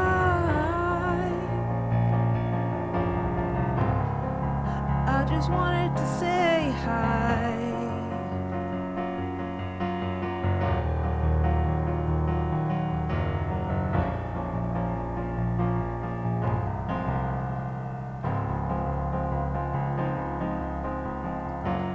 I've been trying to reach you. What have you been up to since the last time we spoke? All I want to do is to make up with you. I thought we were inseparable. Hold on, I have to scroll down. And I hope you don't mind. I know you're a busy guy. I don't wanna waste your time.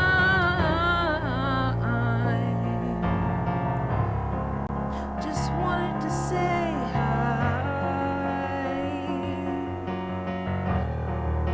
That's right, hi. Just wanted to say hi. In the beginning, God was knitting you and I together. We were united forever. And now you hate me. The way I look, the way I eat, the way I sleep, the way I speak, even the way I breathe. You can't even look at me, look at me, look at me.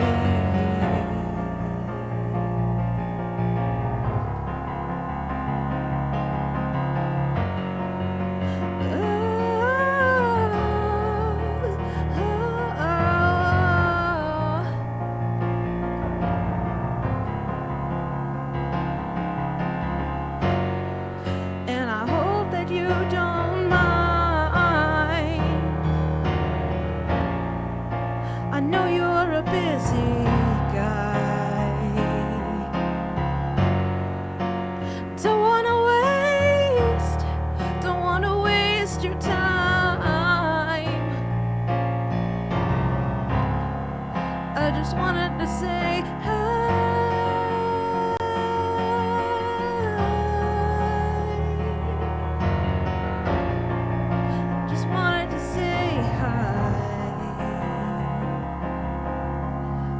there's some stuff at the end. There we go. The body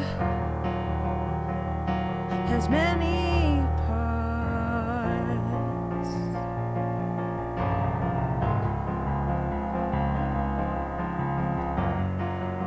The body has many. The body has many parts. Take that to heart the next time you start talking back to yourself.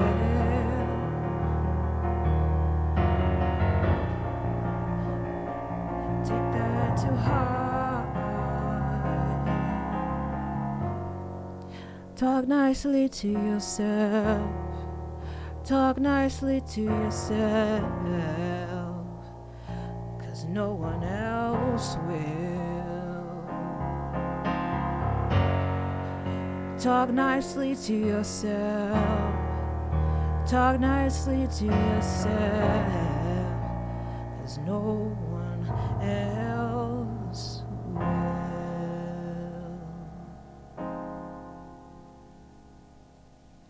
Yeah. Thank you. So that's hi. Hi everybody. Yes, that's an original that I've written. It is very Oh, my nails? They're kind of janky right now.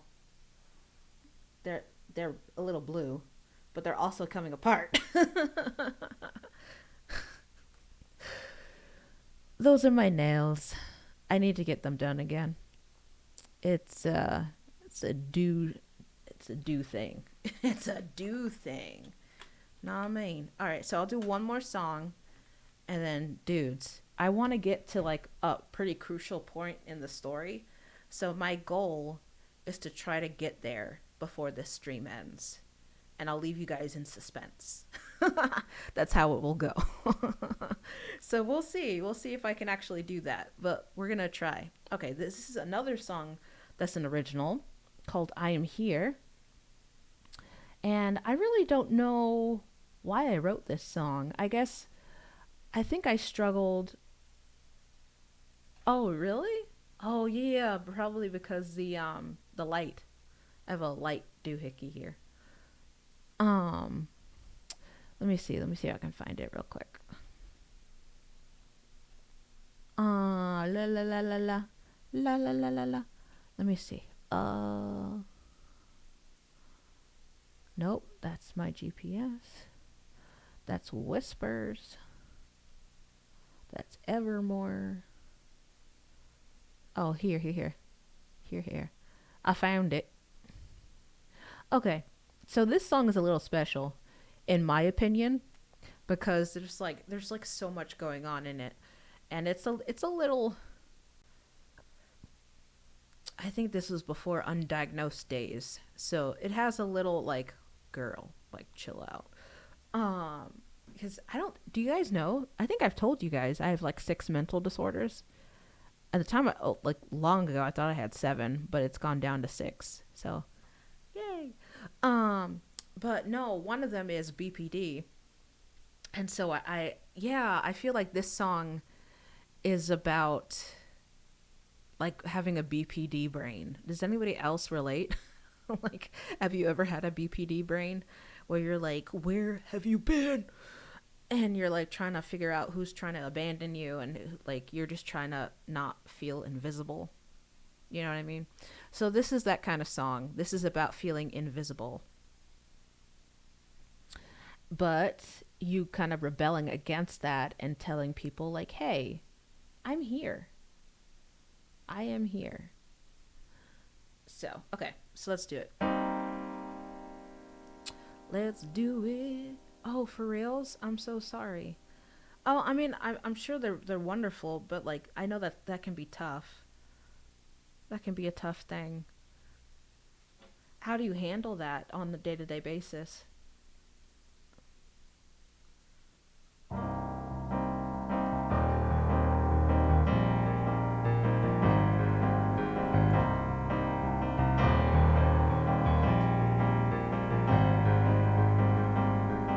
wait for you to reply before I start.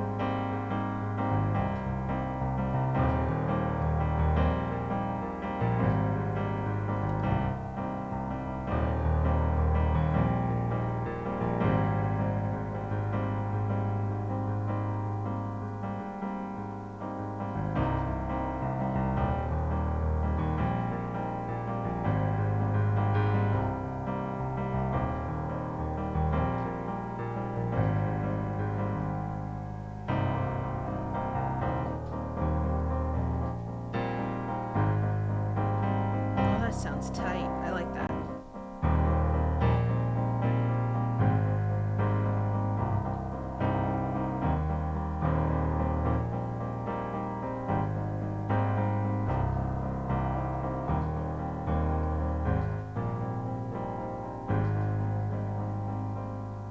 Luces, are you still there? Maybe you're just typing a long message. I don't know. Okay. Let me see. Let's do this. I am here. Let's do it.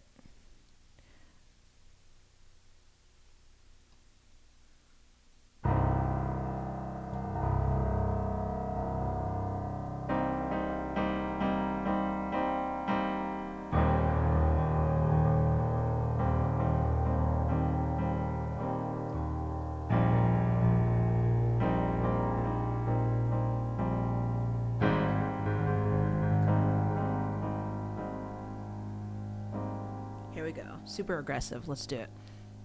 Where were you yesterday? I called you 15 times. You act like I am dead. God knows I am alive. He hears the thoughts you think. He hears you think poison. You act like everyone is insignificant, unworthy to be in your presence. Look at me, I am here. Can't you see? I am here. Can't you see?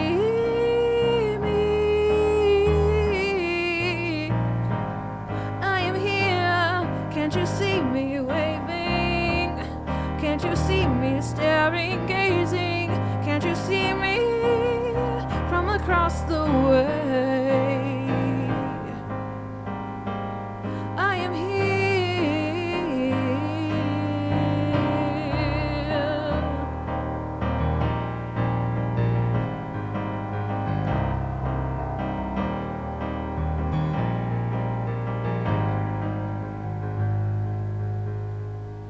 I'll have to scroll.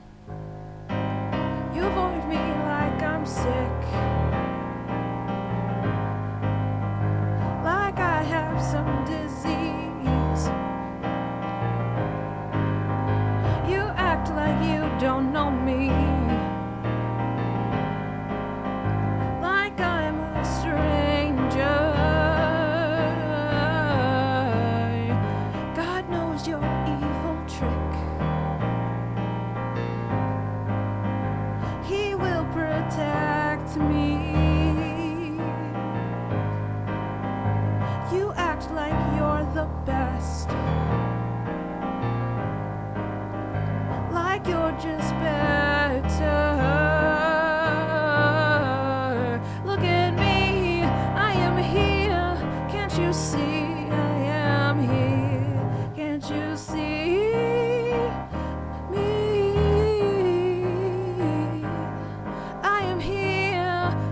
See me waving?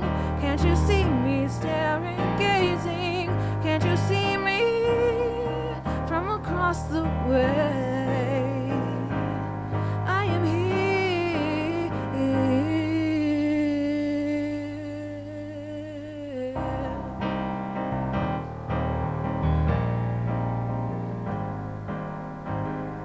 Oh, really? Aww. Wow, that's amazing. God bless. bless you.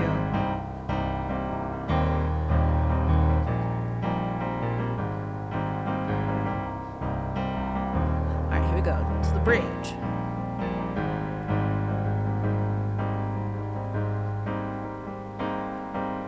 Why do you walk away from me? Only because God is with me. If you can't accept what you see, you can go and leave.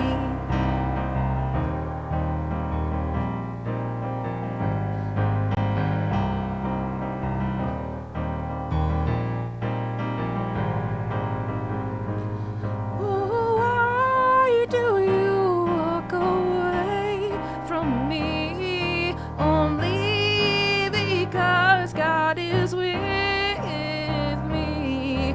If you can't accept what you see, oh, will you can go and leave.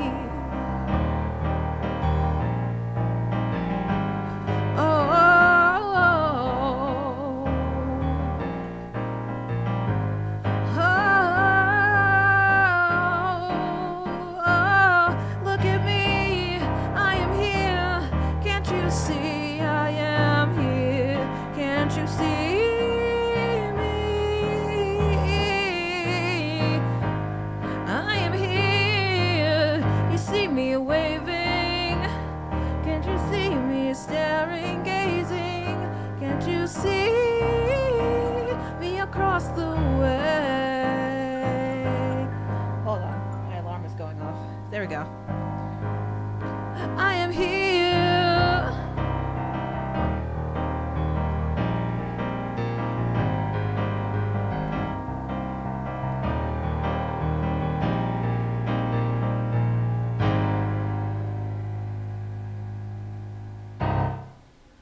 Yeah. It's like an angsty kind of song. Thank you. I appreciate it. Thank you, thank you. All right. How many songs did we do just now? Hold on. Saved, no, history. Okay, just now. Hi, Valerie. Turning page. Okay, so we did about 4 songs. What do you think? Should we do another song or should we get into the story? What do you guys think? There's much more to be heard and seen in this story. Lots more. But we'll have all this week too, because like I'll be back tomorrow in the morning to do more.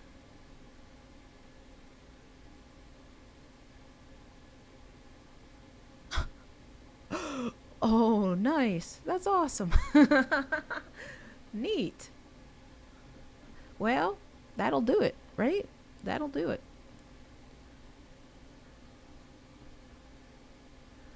That is so awesome. So cool. Oh, look at you. That's wonderful. Okay. So, okay, I know what I'm going to do. I really have to use the bathroom. That makes sense. 27, 25. Yep, 13. Yep, that makes a lot of sense. All right, so I'm going to be right back, guys. I just realized I have to use the bathroom. So I will be back. But in the meantime, in between time, listen to some music. Let's listen to... This song's a good one.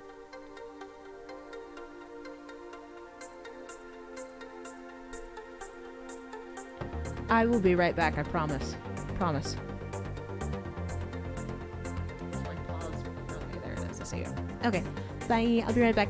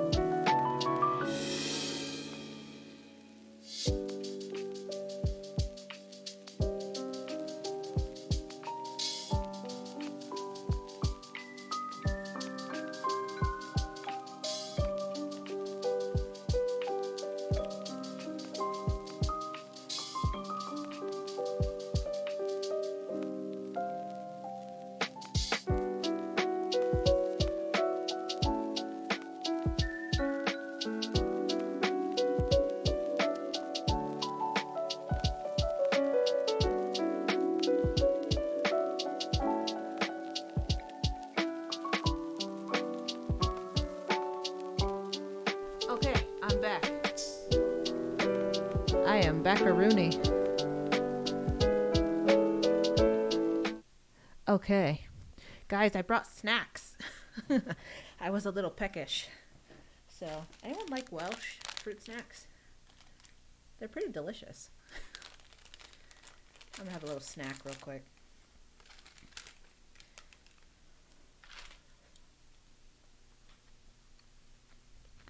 ASMR sounds.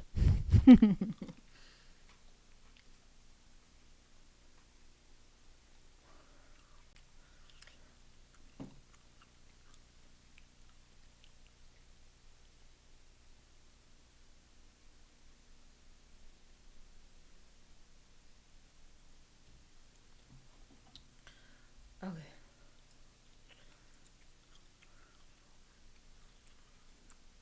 Brush my glasses up. My glasses are always falling. I don't understand why. But they are.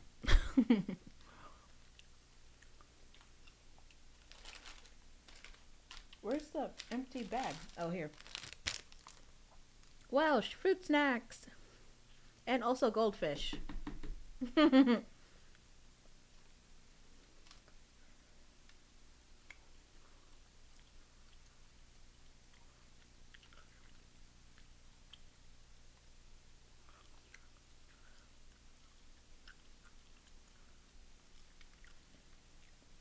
True, aren't they delicious?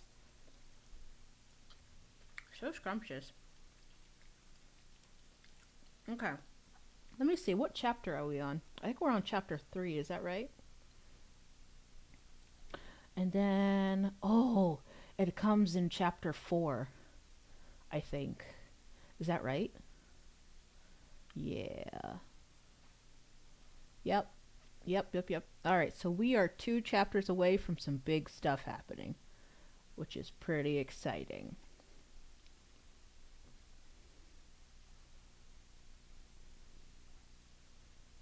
How many chapters? Oh, good question.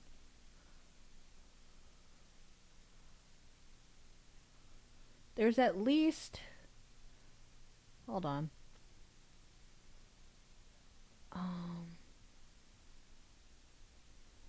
Hold on. I have to look. It's a big book. A lot going on. Alright, so there's an epilogue.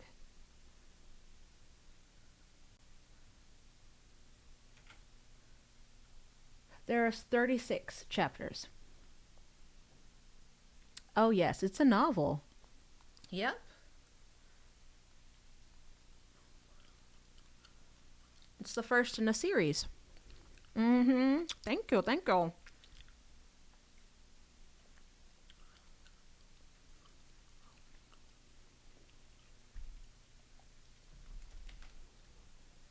Mm-hmm. I've been writing this book, so backstory. I've been working on the mutates since like 10th grade. So that was 2010 for me. So it's been a 13-year journey of writing this book and getting it published and stuff.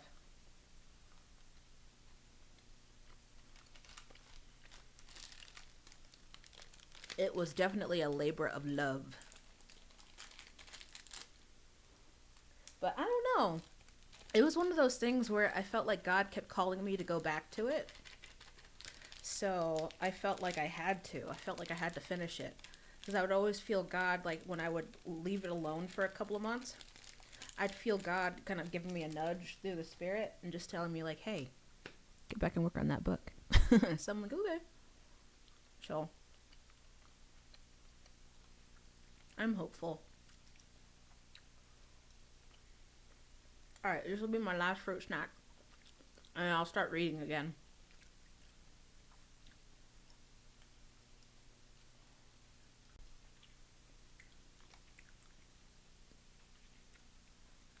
Should I play music? You guys want to hear music? Or do you mind hearing me chomp? Nom, nom, nom.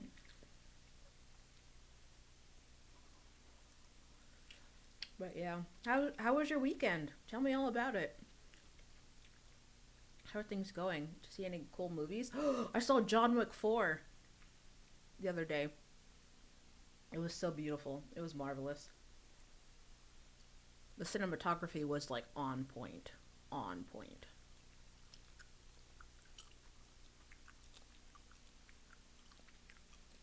Nice. Yeah, absolutely. Yep. She should totally do that.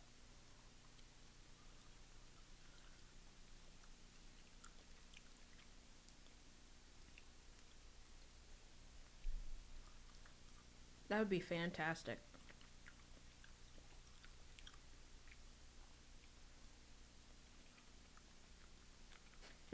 You should see my dog. He's like underneath the table.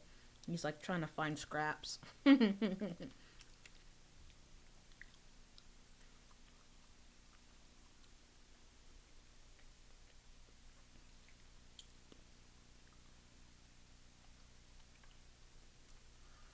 Trying to find scrappy scraps. Hi, Harley. Okay. Then I do want some goldfish. Hold on. This stream is sponsored by Pepper Ridge Farm.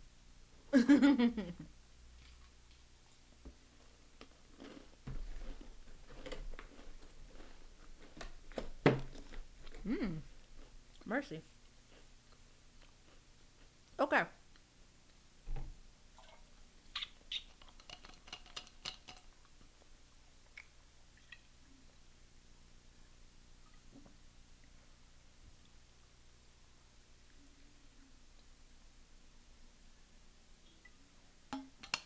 Let's continue with the story, shall we? It's a goodie. So let's keep doing it. Mm-hmm.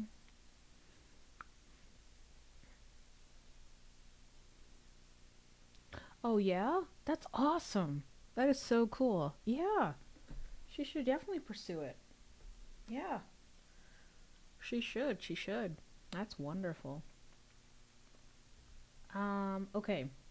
What was I doing? Yes, this. Okay. Oops. Too far. Too far into the story. Hold on. No. Hold on. I have to go back.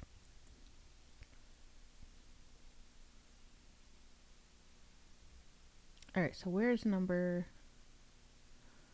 2?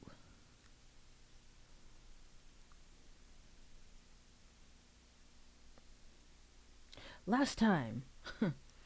Last time our hero was suspended and got thrown out of his crush's house. And so we're gonna go and read the other part. Okay, here it is. Here it is. Here it is. Okay. Man, I kind of want some more gummies, but I don't want to be like eating. And what do I do? I'm so hungry. Okay. Yeah, yeah, yeah. I'll just start reading this. Okay, so here we go. We are here. I'm hungry, so I really want a fruit snack.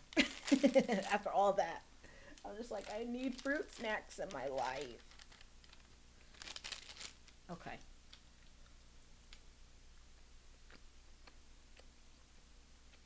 Okay. So, chapter 3, A Day in the Life of Tyler Reynolds Without School. And, of course, it's narrated by Tyler. I just realized the first 3 chapters are narrated by him. He's like the main character of the main characters, if that makes sense. But of the kids, like, they're all main characters. You need your fruit snacks? Okay. All right, take your time.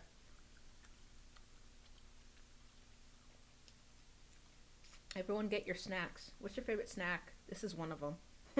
Fruit snacks.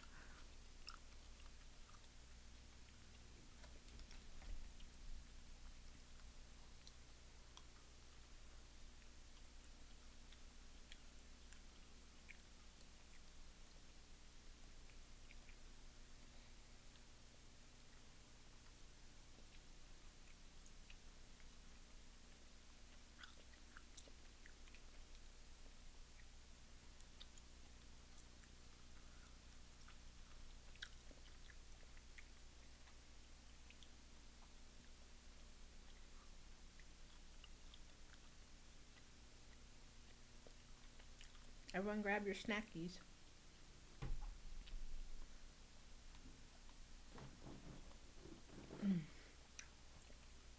I just got this shirt today, guys. What do you think? Do you like it? Yeah or nay? I think it's pretty cute. And it has like cute little sleevey things.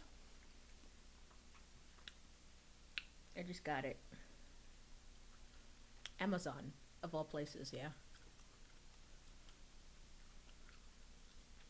Okay, I got two. Alright, cool. Let's do it. Okay. Hold on, I have one more snack to eat. Oh. Okay. Chapter 3. I finally decided I should get up from the floor and put all my things away. I breezed through my homework since I didn't have any more distractions. Yes, they were good and welcome distractions, but still. I relaxed on the couch and watched some TV. SpongeBob was on, and that made me think of Sammy, which made me sad. I hated that she was so upset with me, so I texted her. Hey, Sammy, it's Ty. Will you please talk to me? I waited anxiously for her to text back. A gurgling bellow came from my stomach, and I raced to the kitchen to get me some food. I made a PB&J sandwich with some grape Kool-Aid, checking my phone between every bite and every sip. As I wiped a little stray peanut butter from my cheek, a buzzing sound from my phone startled me. It was Sammy. What do you want? I texted back as soon as I could. I'm sorry about what happened. I didn't mean for you to be mad at me. Can you forgive me? Despite being hungry enough, I know no fruit snacks for him. Well, he has grape Kool-Aid, which is not terrible. I prefer the red Kool-Aid. Do you guys have a favorite Kool-Aid? Now I'm curious. Yeah, he had a PB&J and some Kool-Aid.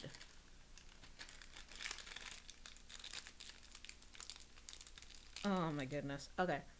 So, despite being hungry enough to eat my sandwich in 2 bites, I began to nervously nibble on it, never allowing my eyes to divert away from the phone. She texted back, "There's nothing to forgive. You didn't do anything." I texted, "I hurt your feelings. That's not okay with me. I'm sorry. Don't worry about it, Ty. Call me?" My heart was beating erratically as I dialed Sammy's number and listened to the phone ring. On the 5th ring, Sammy answered. Hey. Hey, I beamed like a goofy goober. "I'm really sorry about what happened." "Shut up, Ty," she replied. "I overreacted." "Did you finish your homework, Slowpoke?" "I sure did," I answered with a slight country accent. She laughed shortly. It sounded like the laugh in my dream, almost like tinkling rain on a window pane. "You're special," she said. "Of course I am," I said with a smirk. "That's why you couldn't catch me." "Shut up. Next time I will," she said firmly, as if it was a promise she would always keep. "Hey, you know what's weird?" "You." "No, not me. When you kicked me out and made me walk home in the freezing wind, I felt like someone was watching me. It was kind of weird, but I wasn't really paying close attention," I said in a low whisper. "You know, I felt like we were being watched in the car," she replied. I didn't want to say anything about it, because I thought I didn't mean anything, but it felt strange. Like I was super aware someone was looking at us. And thanks for making me feel even worse. "I was messing with you. I didn't know you could feel bad." I smiled, going back to the TV and changing it to ESPN. "You make me sound like I have no soul," she griped. "You have a soul, Sammy," I assured her. Somehow my voice took on an alluring tone. I didn't even know I was capable of it. "Are you planning on going trick-or-treating this year?" Her voice sounded a little off, like she was on a stage, nervous about reading her poetry or something. "I don't know. I wouldn't know what to have as a costume. You could be a jock and just wear your track outfit. You're cocky enough as it is. That'd be perfect," she said with a shaky laugh. "Oh, you think you're so funny," I teased. "Are you going trick-or-treating?" "Nah, that's for kids, but I totally think you should go. You'd fit right in," she giggled. "Don't make me hang up on you," I said with a half smile. I loved hearing Sammy laugh. "You wouldn't," she said confidently. I heard the faintest sound of a familiar engine. That meant, oh crap. "Hey, Sammy, I gotta go. Dad's home. I'll call you later." "Ha! Watch you get in so much trouble. Catch you laters," she said and hung up. "Bye, Tigress," I murmured, kissing the phone. Yes, I kissed the phone. I was in the moment. Leave me alone! My dad came through the door with a serene look on his face. His eyes were deep blue, like sapphires, much different than the sky blue of my mom's eyes. I know, isn't it so sad? Tyler's so silly. His graying dark brown hair was combed back and gelled to make him look professional. He was wearing a blue business suit and white shirt accented by a red tie with small white dots on it. It was cool. I liked that tie. He closed the door behind him and placed his black bag by the hallway closet. Tyler, have a seat. What the heck? There's a mosquito in my stuff. Mosquito just came up on my screen. I'm like, what? What are you doing, mosquito? Get out of here. You're not welcome here. If you come towards me, I'm gonna kill you. That's how it's gonna be. Stupid mosquito. It's too early for them. Actually, no, it's not. The weather's really nice outside. That explains a lot. I hope I don't get bit. We'll see. I don't know. It's okay. It's a mosquito. At least it's not a stink bug. Right? I mean, you thought it was in the story. That's funny. That'd be a cool idea, though, if we broke the fourth wall in that way. Okay. Anyway. Back to the story. Sorry. Had a bug issue. He closed the door behind him and placed his black bag by the hallway closet. Tyler, have a seat, he said, his voice deep and serious. He nodded his head toward the kitchen table. My heart sped up as I followed his instruction and watched as he turned the TV off. That was never a good sign. I was so scared that I began shaking slightly. I'm glad he didn't notice. Or maybe he did, and he just didn't say anything. The silence was disturbing. I found myself fidgeting in my seat just like I did in Mrs. Shepherd's office. Dad took the seat beside mine and let out a heavy sigh. Denise told me what happened. He began as he looked down at his hands, which were folded on the table. I began to feel sweat beading up on my forehead. She told me you and Sammy are suspended for 2 days. Is that true, Tyler? A massive lump formed in my throat, and I had to fight against it to answer weakly. Yes, sir. The boy you and Sammy fought, Ricky Gomez, he said something about your mom? He asked, not even glancing in my direction. His eyes were fixed on something on the table. Yes, sir, I choked out with less difficulty. Dad didn't speak for a long time. I didn't realize he was tearing up until a single tear slid down his cheek, and his bottom lip quivered ever so slightly. You miss her too, huh? He sniffled, gazing into my eyes with tremendous pain. I knew that pain all too well. Dad, I said, feeling my own tears spring up. I couldn't speak. I know a lot of guys think that crying makes a man weak, but to be honest, a man that cries is a man who isn't afraid. It takes a real man to do that, and I respected my dad for finally opening up to me. I dream about her, he wept. I dream about your mother every night, and every time I look at you, Tyler, I see her face, and it hurts so much. He sobbed even harder, covering his eyes with his palms. I miss her so much. I am really surprised I'm not crying right now. Like, this would get me in tears, like, all the time when I would read it. I still can't believe she's gone, I said, unable to control my tears. I can't believe they couldn't find her when... I couldn't finish my sentence. When the accident happened, we couldn't find her body. It was the strangest thing. Denise was telling me that we should try therapy. Maybe we could go every other Saturday. Would you want to? He sniffled, wiping his eyes.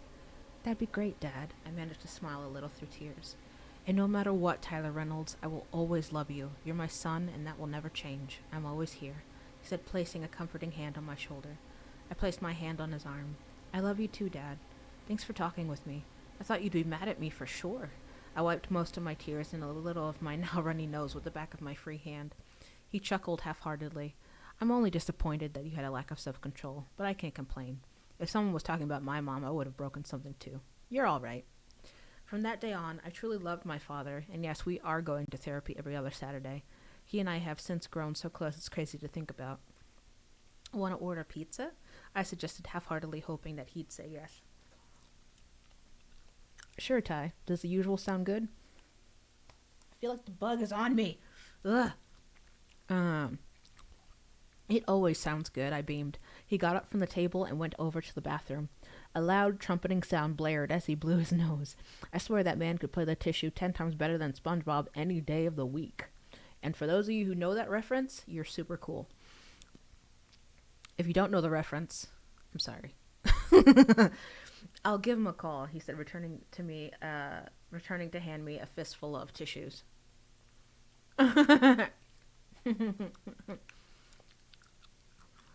Thanks, Dad, I grinned, blowing my nose. It wasn't as attractive as Dad's blowing, but it was decent. Dad got the phone and started dialing the number while I threw away my used tissues, which gave me a lot of issues. I rhymed again! I'm officially the Poet Lord. Yeah, sounds cool. Not really. Let's move on. The rest of the night was peaceful. We ate the usual extra cheese pizza and buffalo wings with hot sauce on both. Yeah, we put hot sauce on our pizza. It's deliciously spicy. While we ate, we watched some cartoons from when my dad was a kid. Hey, Dad, I finally said when there was a commercial. Did you honestly want to go to therapy? He was munching on a wing, glanced at me and nodded. Mm-hmm. When he finished, he asked, don't you? I know, right? Right. I do. I don't know. I always thought that you'd never agree to it. It's just a shocker that you'd want to. By the way, this is nice. Us hanging out like this.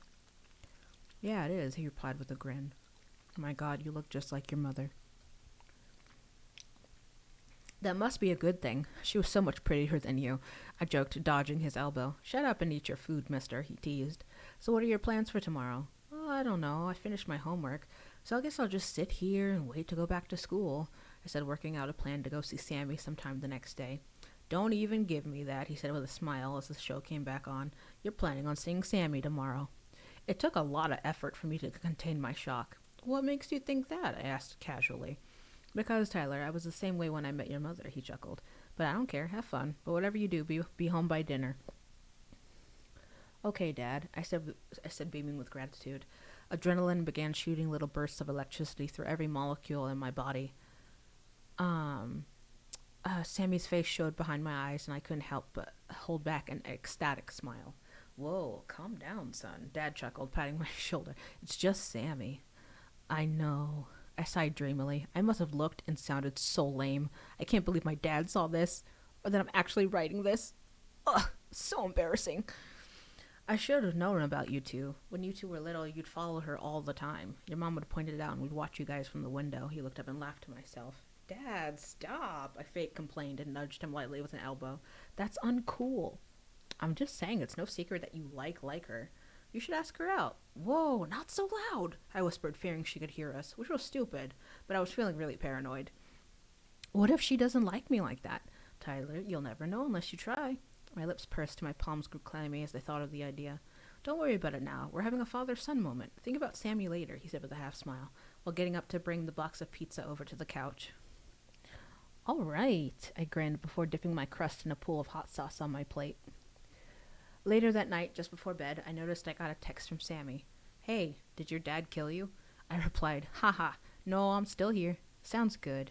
I'm grounded. I replied, yeah, I know. I'm sorry, Tigress. What did you just call me? Tigress? I felt kind of nervous now. I didn't mean to call her that. It was kind of like an involuntary thing. Yep, another word I learned from Sammy. Please don't stop talking to me. Don't be mad at me, I pleaded in my head as I waited for her text. I like that. Tigress. Where'd you get that from? A long gust of air flew from my mouth as I exhaled in relief. I had been holding my breath the whole time. Don't judge me. I just made it up. I'm glad you like it, Tigress. LOL. You're such a loser, Ty. That's why you love me. Haha. Maybe. I got to go. Talk to you later. KK. Night. Tigress. Her last text definitely left me in a good mood. She said maybe with a wink. That must mean something, I thought excitedly to myself as I lay in bed. I got a feeling where the Black Eyed Peas started playing on the radio, and my smile grew so much that my cheeks felt like they were on fire. What a day, huh?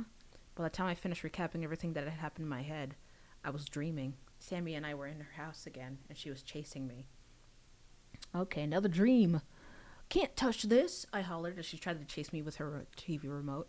She couldn't catch me, so she stopped, grabbed my things, and threw them out the door, hissing, "Get out." This time, however, I wasn't afraid. I stood my ground and said firmly, "No." "Get out," she screamed back at me, coming toward me. She grabbed both my wrists and tried to drag me toward the door. "No," I barked, escaping her grip. She leered at me and made a guttural noise. I growled back, and we stared at each other down for the longest time. Finally, she widened her eyes, and a small smile replaced her downturned lips. She sighed in defeat and leaned forward, placing her head under my chin. You win, she mumbled. A victorious smile spread over my face as I embraced her. Her golden locks draped over my arms. I told you I would, I whispered to her. Her smell rushed into my nose. She smelled a lot like cinnamon and something else I couldn't recognize. Love you, Tigress. Love you, Ty, she said, lifting her head to kiss me. Beep, beep, beep.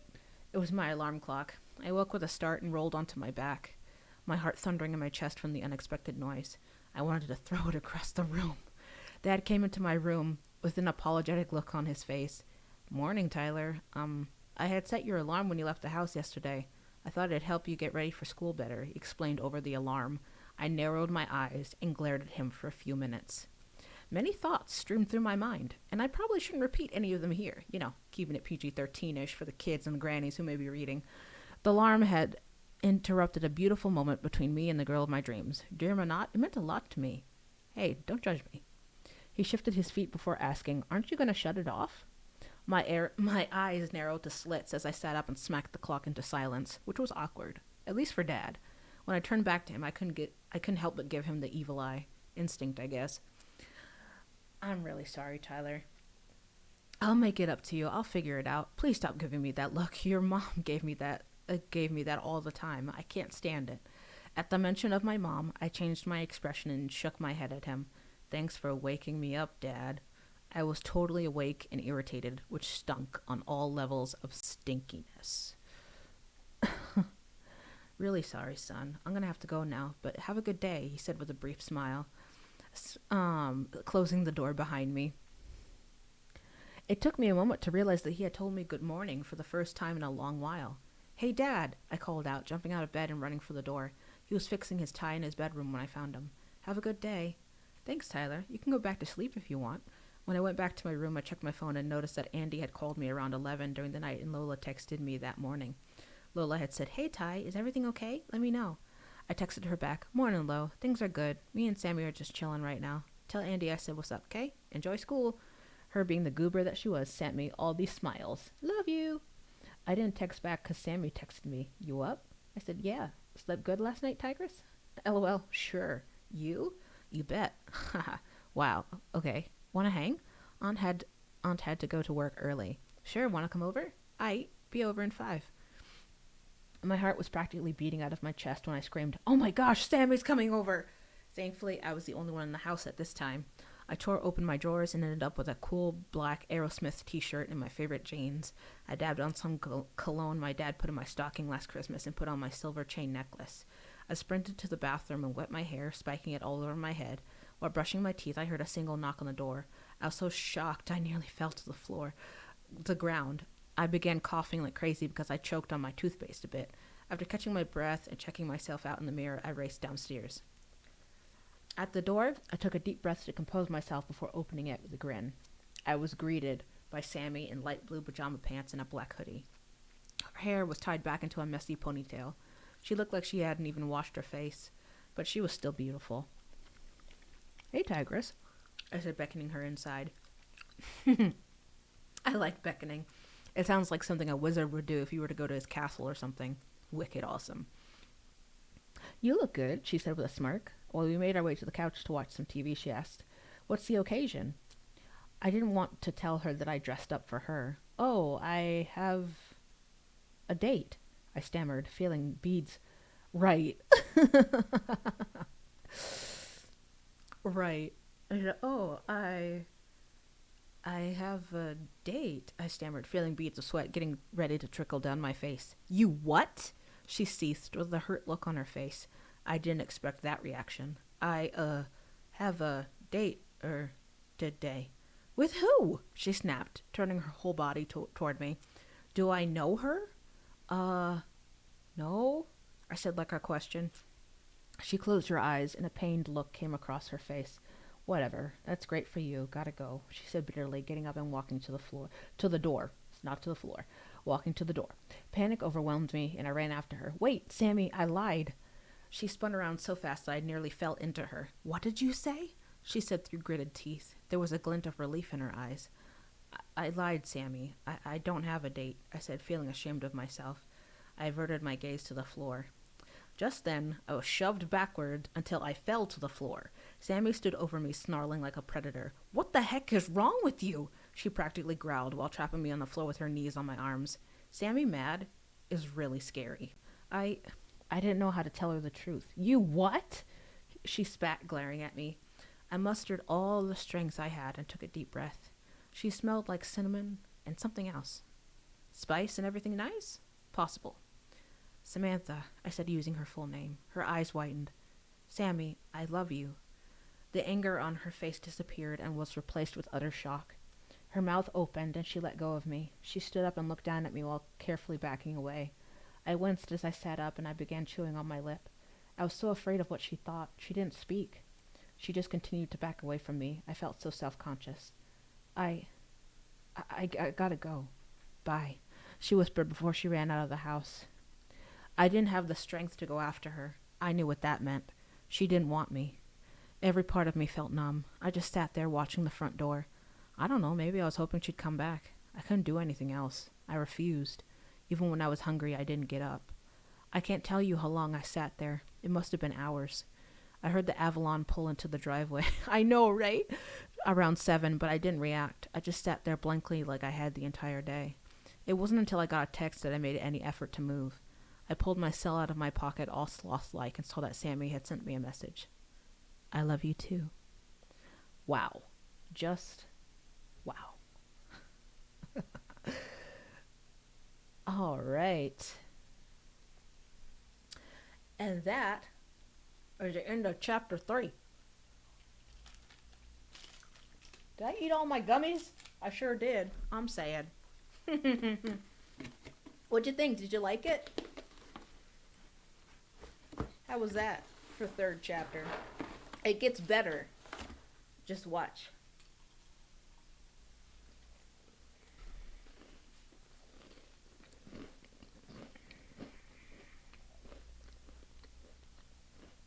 What'd you guys think of it?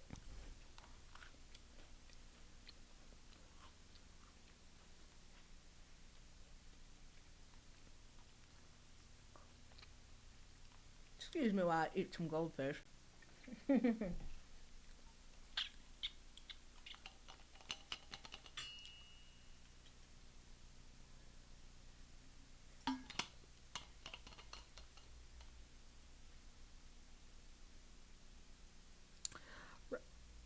Oh, hi, Robbie. I was about to be like, what? Who said this? How hurtful. That's nice.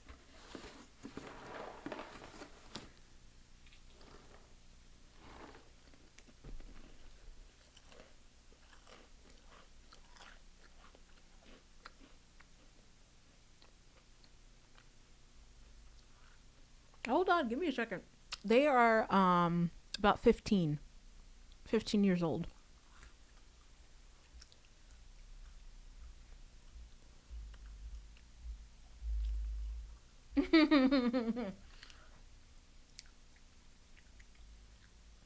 That's nice, Robbie. Yeah, they're teenagers. They were about as old as I was when I wrote the book. So I was about 15 or 16 at the time. So, oh, with your pirate eye. Oh no.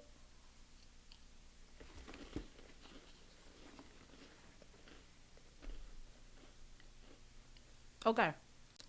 So I'm not going to sing because I got 20 minutes. So I'm going to make this count and we're going to read the next chapter because I really want you guys to hear the ending for this chapter, this upcoming chapter. All right? All right, let's do it.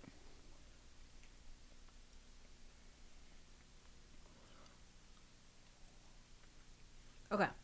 Chapter 4. The uncanny sensations of being in love with the cocky jock. Sammy. Ooh, it's in Sammy's point of view. Okay.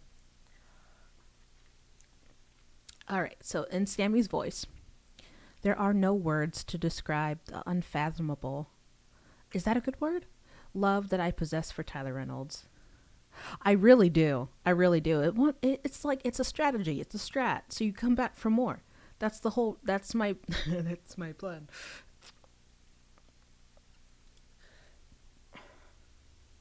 My mom is calling. I can't pick up right now, mom. Okay, hold on. Hold on. Hold on. Let me actually pick up. Hold on. Hey, mom. I'm good. I'm streaming right now. Not yet.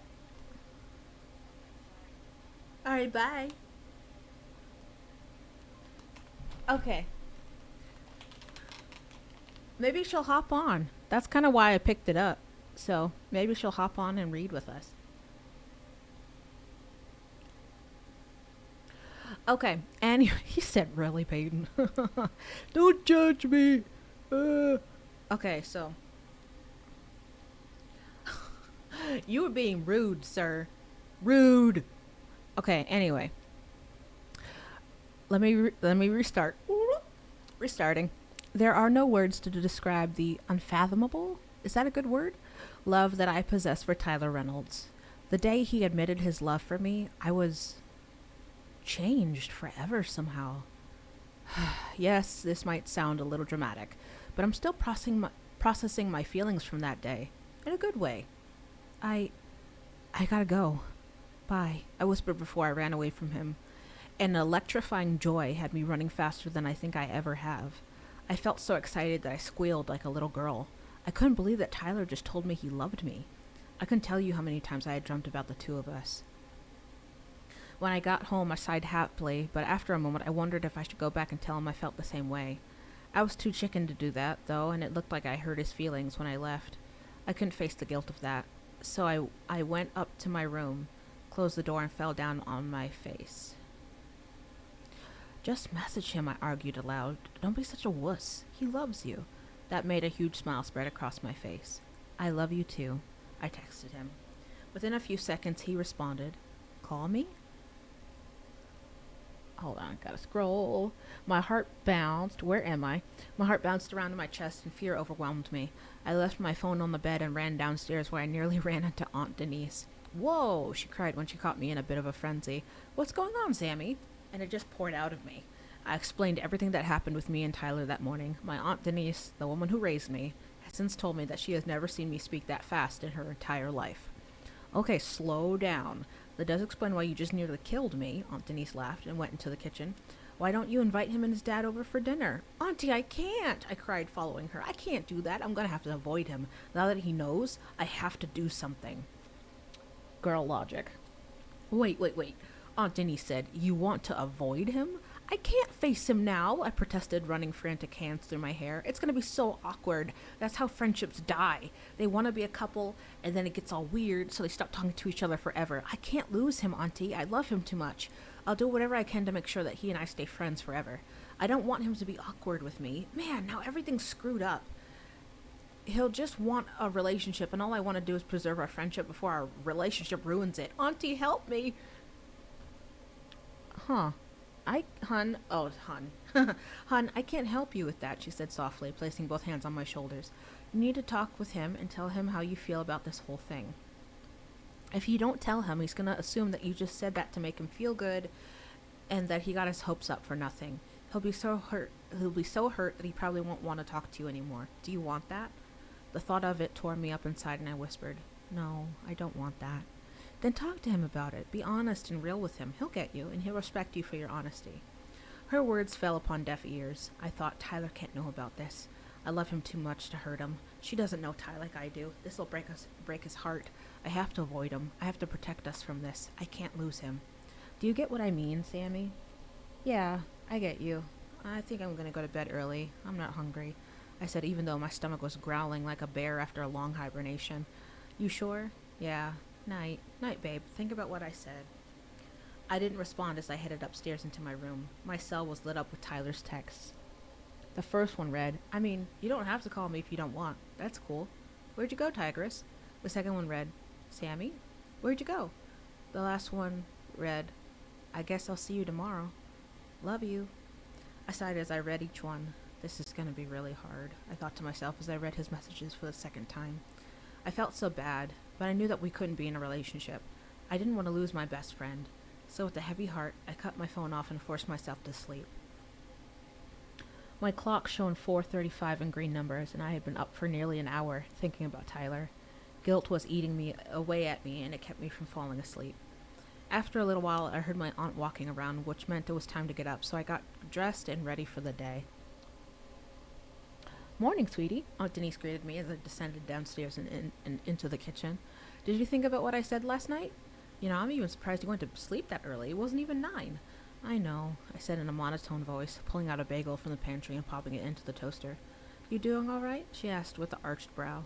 Mm-hmm, I nodded. Tyler called about 10:30 last night. He did? What did you tell him? I asked, enunciating each word carefully. I told him you were sleeping, that he should just talk with you tomorrow, she said with a little agitation in her voice. What's with all the hostility? I relaxed a bit and leaned against the counter. Nothing. I was just curious. Really? Just curious? Oh, no, not. No! There's a typo. Fix it. Okay, there we go. Come on, what's up, Sammy? Her tone was a bit hard. I have to go, I replied, slinging my backpack over my shoulder with one hand while grabbing my bagel from the toaster with the other, and then slid out the door. Love you. Love you too, Aunt Denise replied. Sammy! Lola cried when she saw me coming toward the bus stop. She was wearing a long-sleeved pink shirt with jeans. Sup? I smiled, hugging her as she raced into me. Oh, we missed you, she cried, kissing my cheek and giving me a squeeze. You too, I replied. She smelled like grapefruit. How you been? Oh, it's been so boring without you and Ty, she said, which made me stiffen, because I could see Ty watching me from a distance while Andy came up to us with a grin. Nice to see you, Sammy, he said, hugging me while Lola was still attached to me. Hey, Andy. Keeping her entertained? As much as possible. How'd you and Ty fare suspension? He asked friendly-like. Lola finally let me go and ran to get Tyler, which had my heart racing. Yeah, that was good, I said, avoiding his eyes. I looked down at the ground. Hey, are you okay? He asked. Yeah, I'm cool. Tyler told me what happened. Congratulations, he said with a smile in his voice. He told you? I hissed while grabbing his shirt. Andy calmly released my grip. Yes, what's wrong with that? Was it meant to be a secret? No, there's a lot going on, and I was hoping he wouldn't go blabbing information. Anyway, we're not together, I said hastily as Tyler and Lola made their way towards us. Hey, Sammy, Tyler greeted me with a shy grin. He's wearing a blue tee with jeans and black sneakers. He looked so beautiful I nearly forgot what I had been fretting over. I just wanted to be with him. Sup? I said before I lightly punched his shoulder and headed for the bus as it stopped. Is something wrong with her? Lola wondered aloud to the guys. On the bus, Tyler looked back at me with a confused expression, and then turned back to Andy, who was sitting next to him. He got out his cell and texted someone. Of course, that someone was me. What's going on, Tigress? So, we're not together? I replied, of course not. I felt my heart break. I turned up my music even louder, pressing my earbuds deeper into my ears and forcing myself to look out the window. When the bus reached Lincoln, I bolted out of there and ran inside to avoid Tyler. I found the farthest bathroom from the entrance and locked myself in a stall. When the bell finally rang, I got out of the stall and washed my face. I sat in the very back of class. Hey, Sammy, Ricky Gomez remembers what happened at lunch on Monday. He's been looking for you, Roxanne warned me while the teacher's back was turned. I don't care, I said, staring ahead. I hear he's going to teach Tyler a lesson at lunch. Lunch. What am I talking about? Guys. I hear he's going to teach Tyler a lesson at lunch, she said, as if to spark some kind of reaction from me. He can try, I growled. I will kill him if he touches him again. Me and Julie were going to talk him out of it in fourth. We'll see what we can do. I'll tell him you mean business, but I wouldn't mind if you lay him out again. Something to share with the class, girls? Michelle asked. No, I said, looking down at my desk. At lunch, I headed to study hall. I had to get my grades up so I could get ungrounded. Afterward, I was sitting on a bench by the stairwell when Lola found me. She didn't look happy. Samantha, do you realize you've broken Tyler's heart? He doesn't know what to do with himself. Lola, I love him, I tried to explain. That's why I'm doing this. What a great way to show that you love him. You don't deserve him. Just stay away from us. Go hang out with your other friends from now on. She glared at me before turning and walking away. Tears streaked down my face. I bit my lip to suppress my sobbing, but I couldn't. As soon as I made the sound, she turned around and looked at me with concern. God bless you, Lola Dunhill. How can someone be angry at you one moment and then sincerely loving the next? So as I cried, she held me and told me how sorry she was for yelling at me. When lunch ended, she helped me with my stuff and walked me to class. Just after parting ways, Roxanne approached, followed by Julie and Amanda. Sammy, Ricky took a picture of Tyler's mom from his backpack, and he said he won't give it back until you guys meet him in the park by sunset. Are you serious? I seized. Where is he? He left school. Tyler looked real upset, though, Julie said with a frown. I was so pissed. I couldn't focus on anything else but killing Ricky. He had no right going through Tyler's stuff and taking the picture of his mom. It was totally disrespectful, and I despised him for it. When school ended, I headed straight for the bus and found Andy and Lola first. Tyler arrived last and looked so furious that I, the tough girl that I am, had to muster the courage to approach him. When he saw me, his expression softened, and a gentle smile appeared on his lips. To his surprise, I embraced him and whispered, We're going to kill him together. As long as there's a together in there, I'm good, he replied, squeezing me to him even tighter. We're coming with you, by the way, Andy added as we got on the bus. You are? Tyler asked in shock. Andy, it might get ugly. That means nothing. Ricky's gone too far. We're getting your picture back, he said firmly. Lola nodded solemnly. He won't be alone, I pointed out. We won't be either, Tyler replied, cracking his knuckles. I never imagined him one for violence. I was worried that something bad would happen to him. Let's stay together as much as possible, I said to all of them, but I took Tyler's hand in mine and gave it a squeeze. Don't worry about a thing, Tigress, he said, leaning over to kiss my head. A major blush spread on my cheeks, and I had to bite my lip to keep from smiling too much. After school, we all hung out at Tyler's house for a while, but I couldn't take the suspense any longer. Screw this, I mumbled, getting up and cutting the TV off. The sun is down low enough. Let's go. About time. Tyler leaped to his feet and strode to the front door, grabbing his black coat. Andy and Lola followed. You stay close to me, got it? Andy said to her. Gotcha, she said. We locked the door behind us and set out to the park. It was about a block down to the right of Ty's house. I can't wait to get my hands on him, Tyler growled, walking a little faster. Hey, I said, dragging him toward me. We're a team now. Let's keep it that way. Yes, ma'am. He chuckled darkly. There was something about an angry Tyler Reynolds that I found so appealing. We reached the park and found Ricky and 2 others with him. Well, well, he grinned, waving Tyler's picture around. Your mom's hot. Give it back, Tyler thundered, struggling against me as I held him back. Why should I? I think I might keep it for myself, he laughed cynically. Lorenzo, mira a la señora. Doesn't she look so pretty? Lorenzo, whose head was bleached blonde in a buzz cut that made him look like an angry peach, peeked over Ricky's shoulder and took a look. Sí, es muy hermosa. It's a shame she died. Hey, Kevin, what do you think of her? Ricky asked another boy. Kevin looked over the picture and shook his head, flailing his dark hair around. Man, she ain't even all that. Give me back that picture, Tyler snarled, fighting against all of us. Ricky raised a brow at us and smiled as he tore the picture in half. Here you go. He let the scraps blow in the wind. No! We all screamed, letting go of Tyler and racing forward. Tyler was there before any of us, and he tackled Ricky to the ground. Tyler kept punching him and was screaming.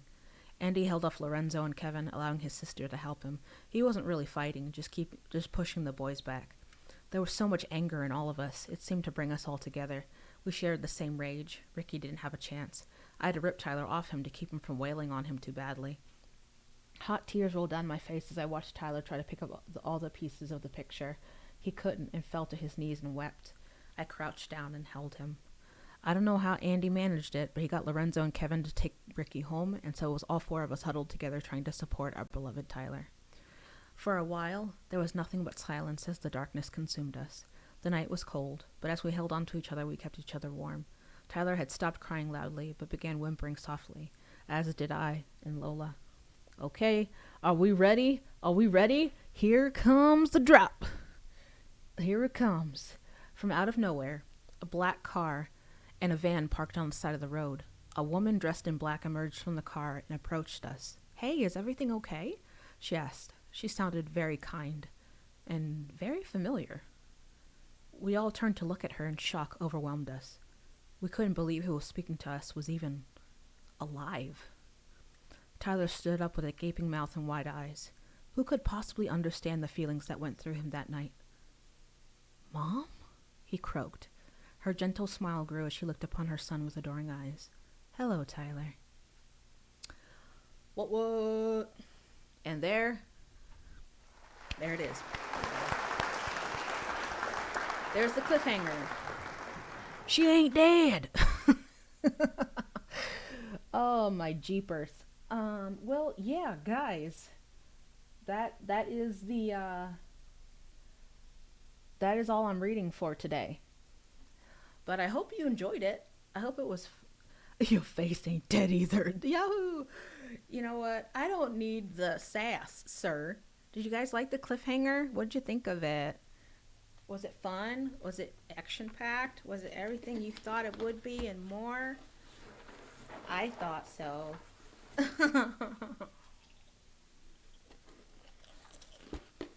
Mm-mm.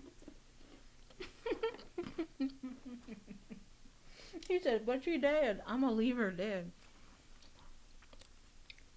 Oh my goodness. But yeah, isn't that crazy?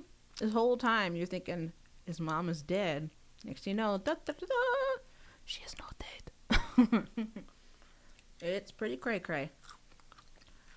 But guys, I've been streaming for like 3 hours. This has been so much fun though. I've enjoyed myself. You know, I started this stream being all nervous about sharing my book with all of you guys. Where's my Pookie? What are you calling about? No, you're not in the book. This was written before you. Sorry, honey. I can write you in the second book if you want. I'm not even in the book. It wouldn't make sense. You're so silly. So silly.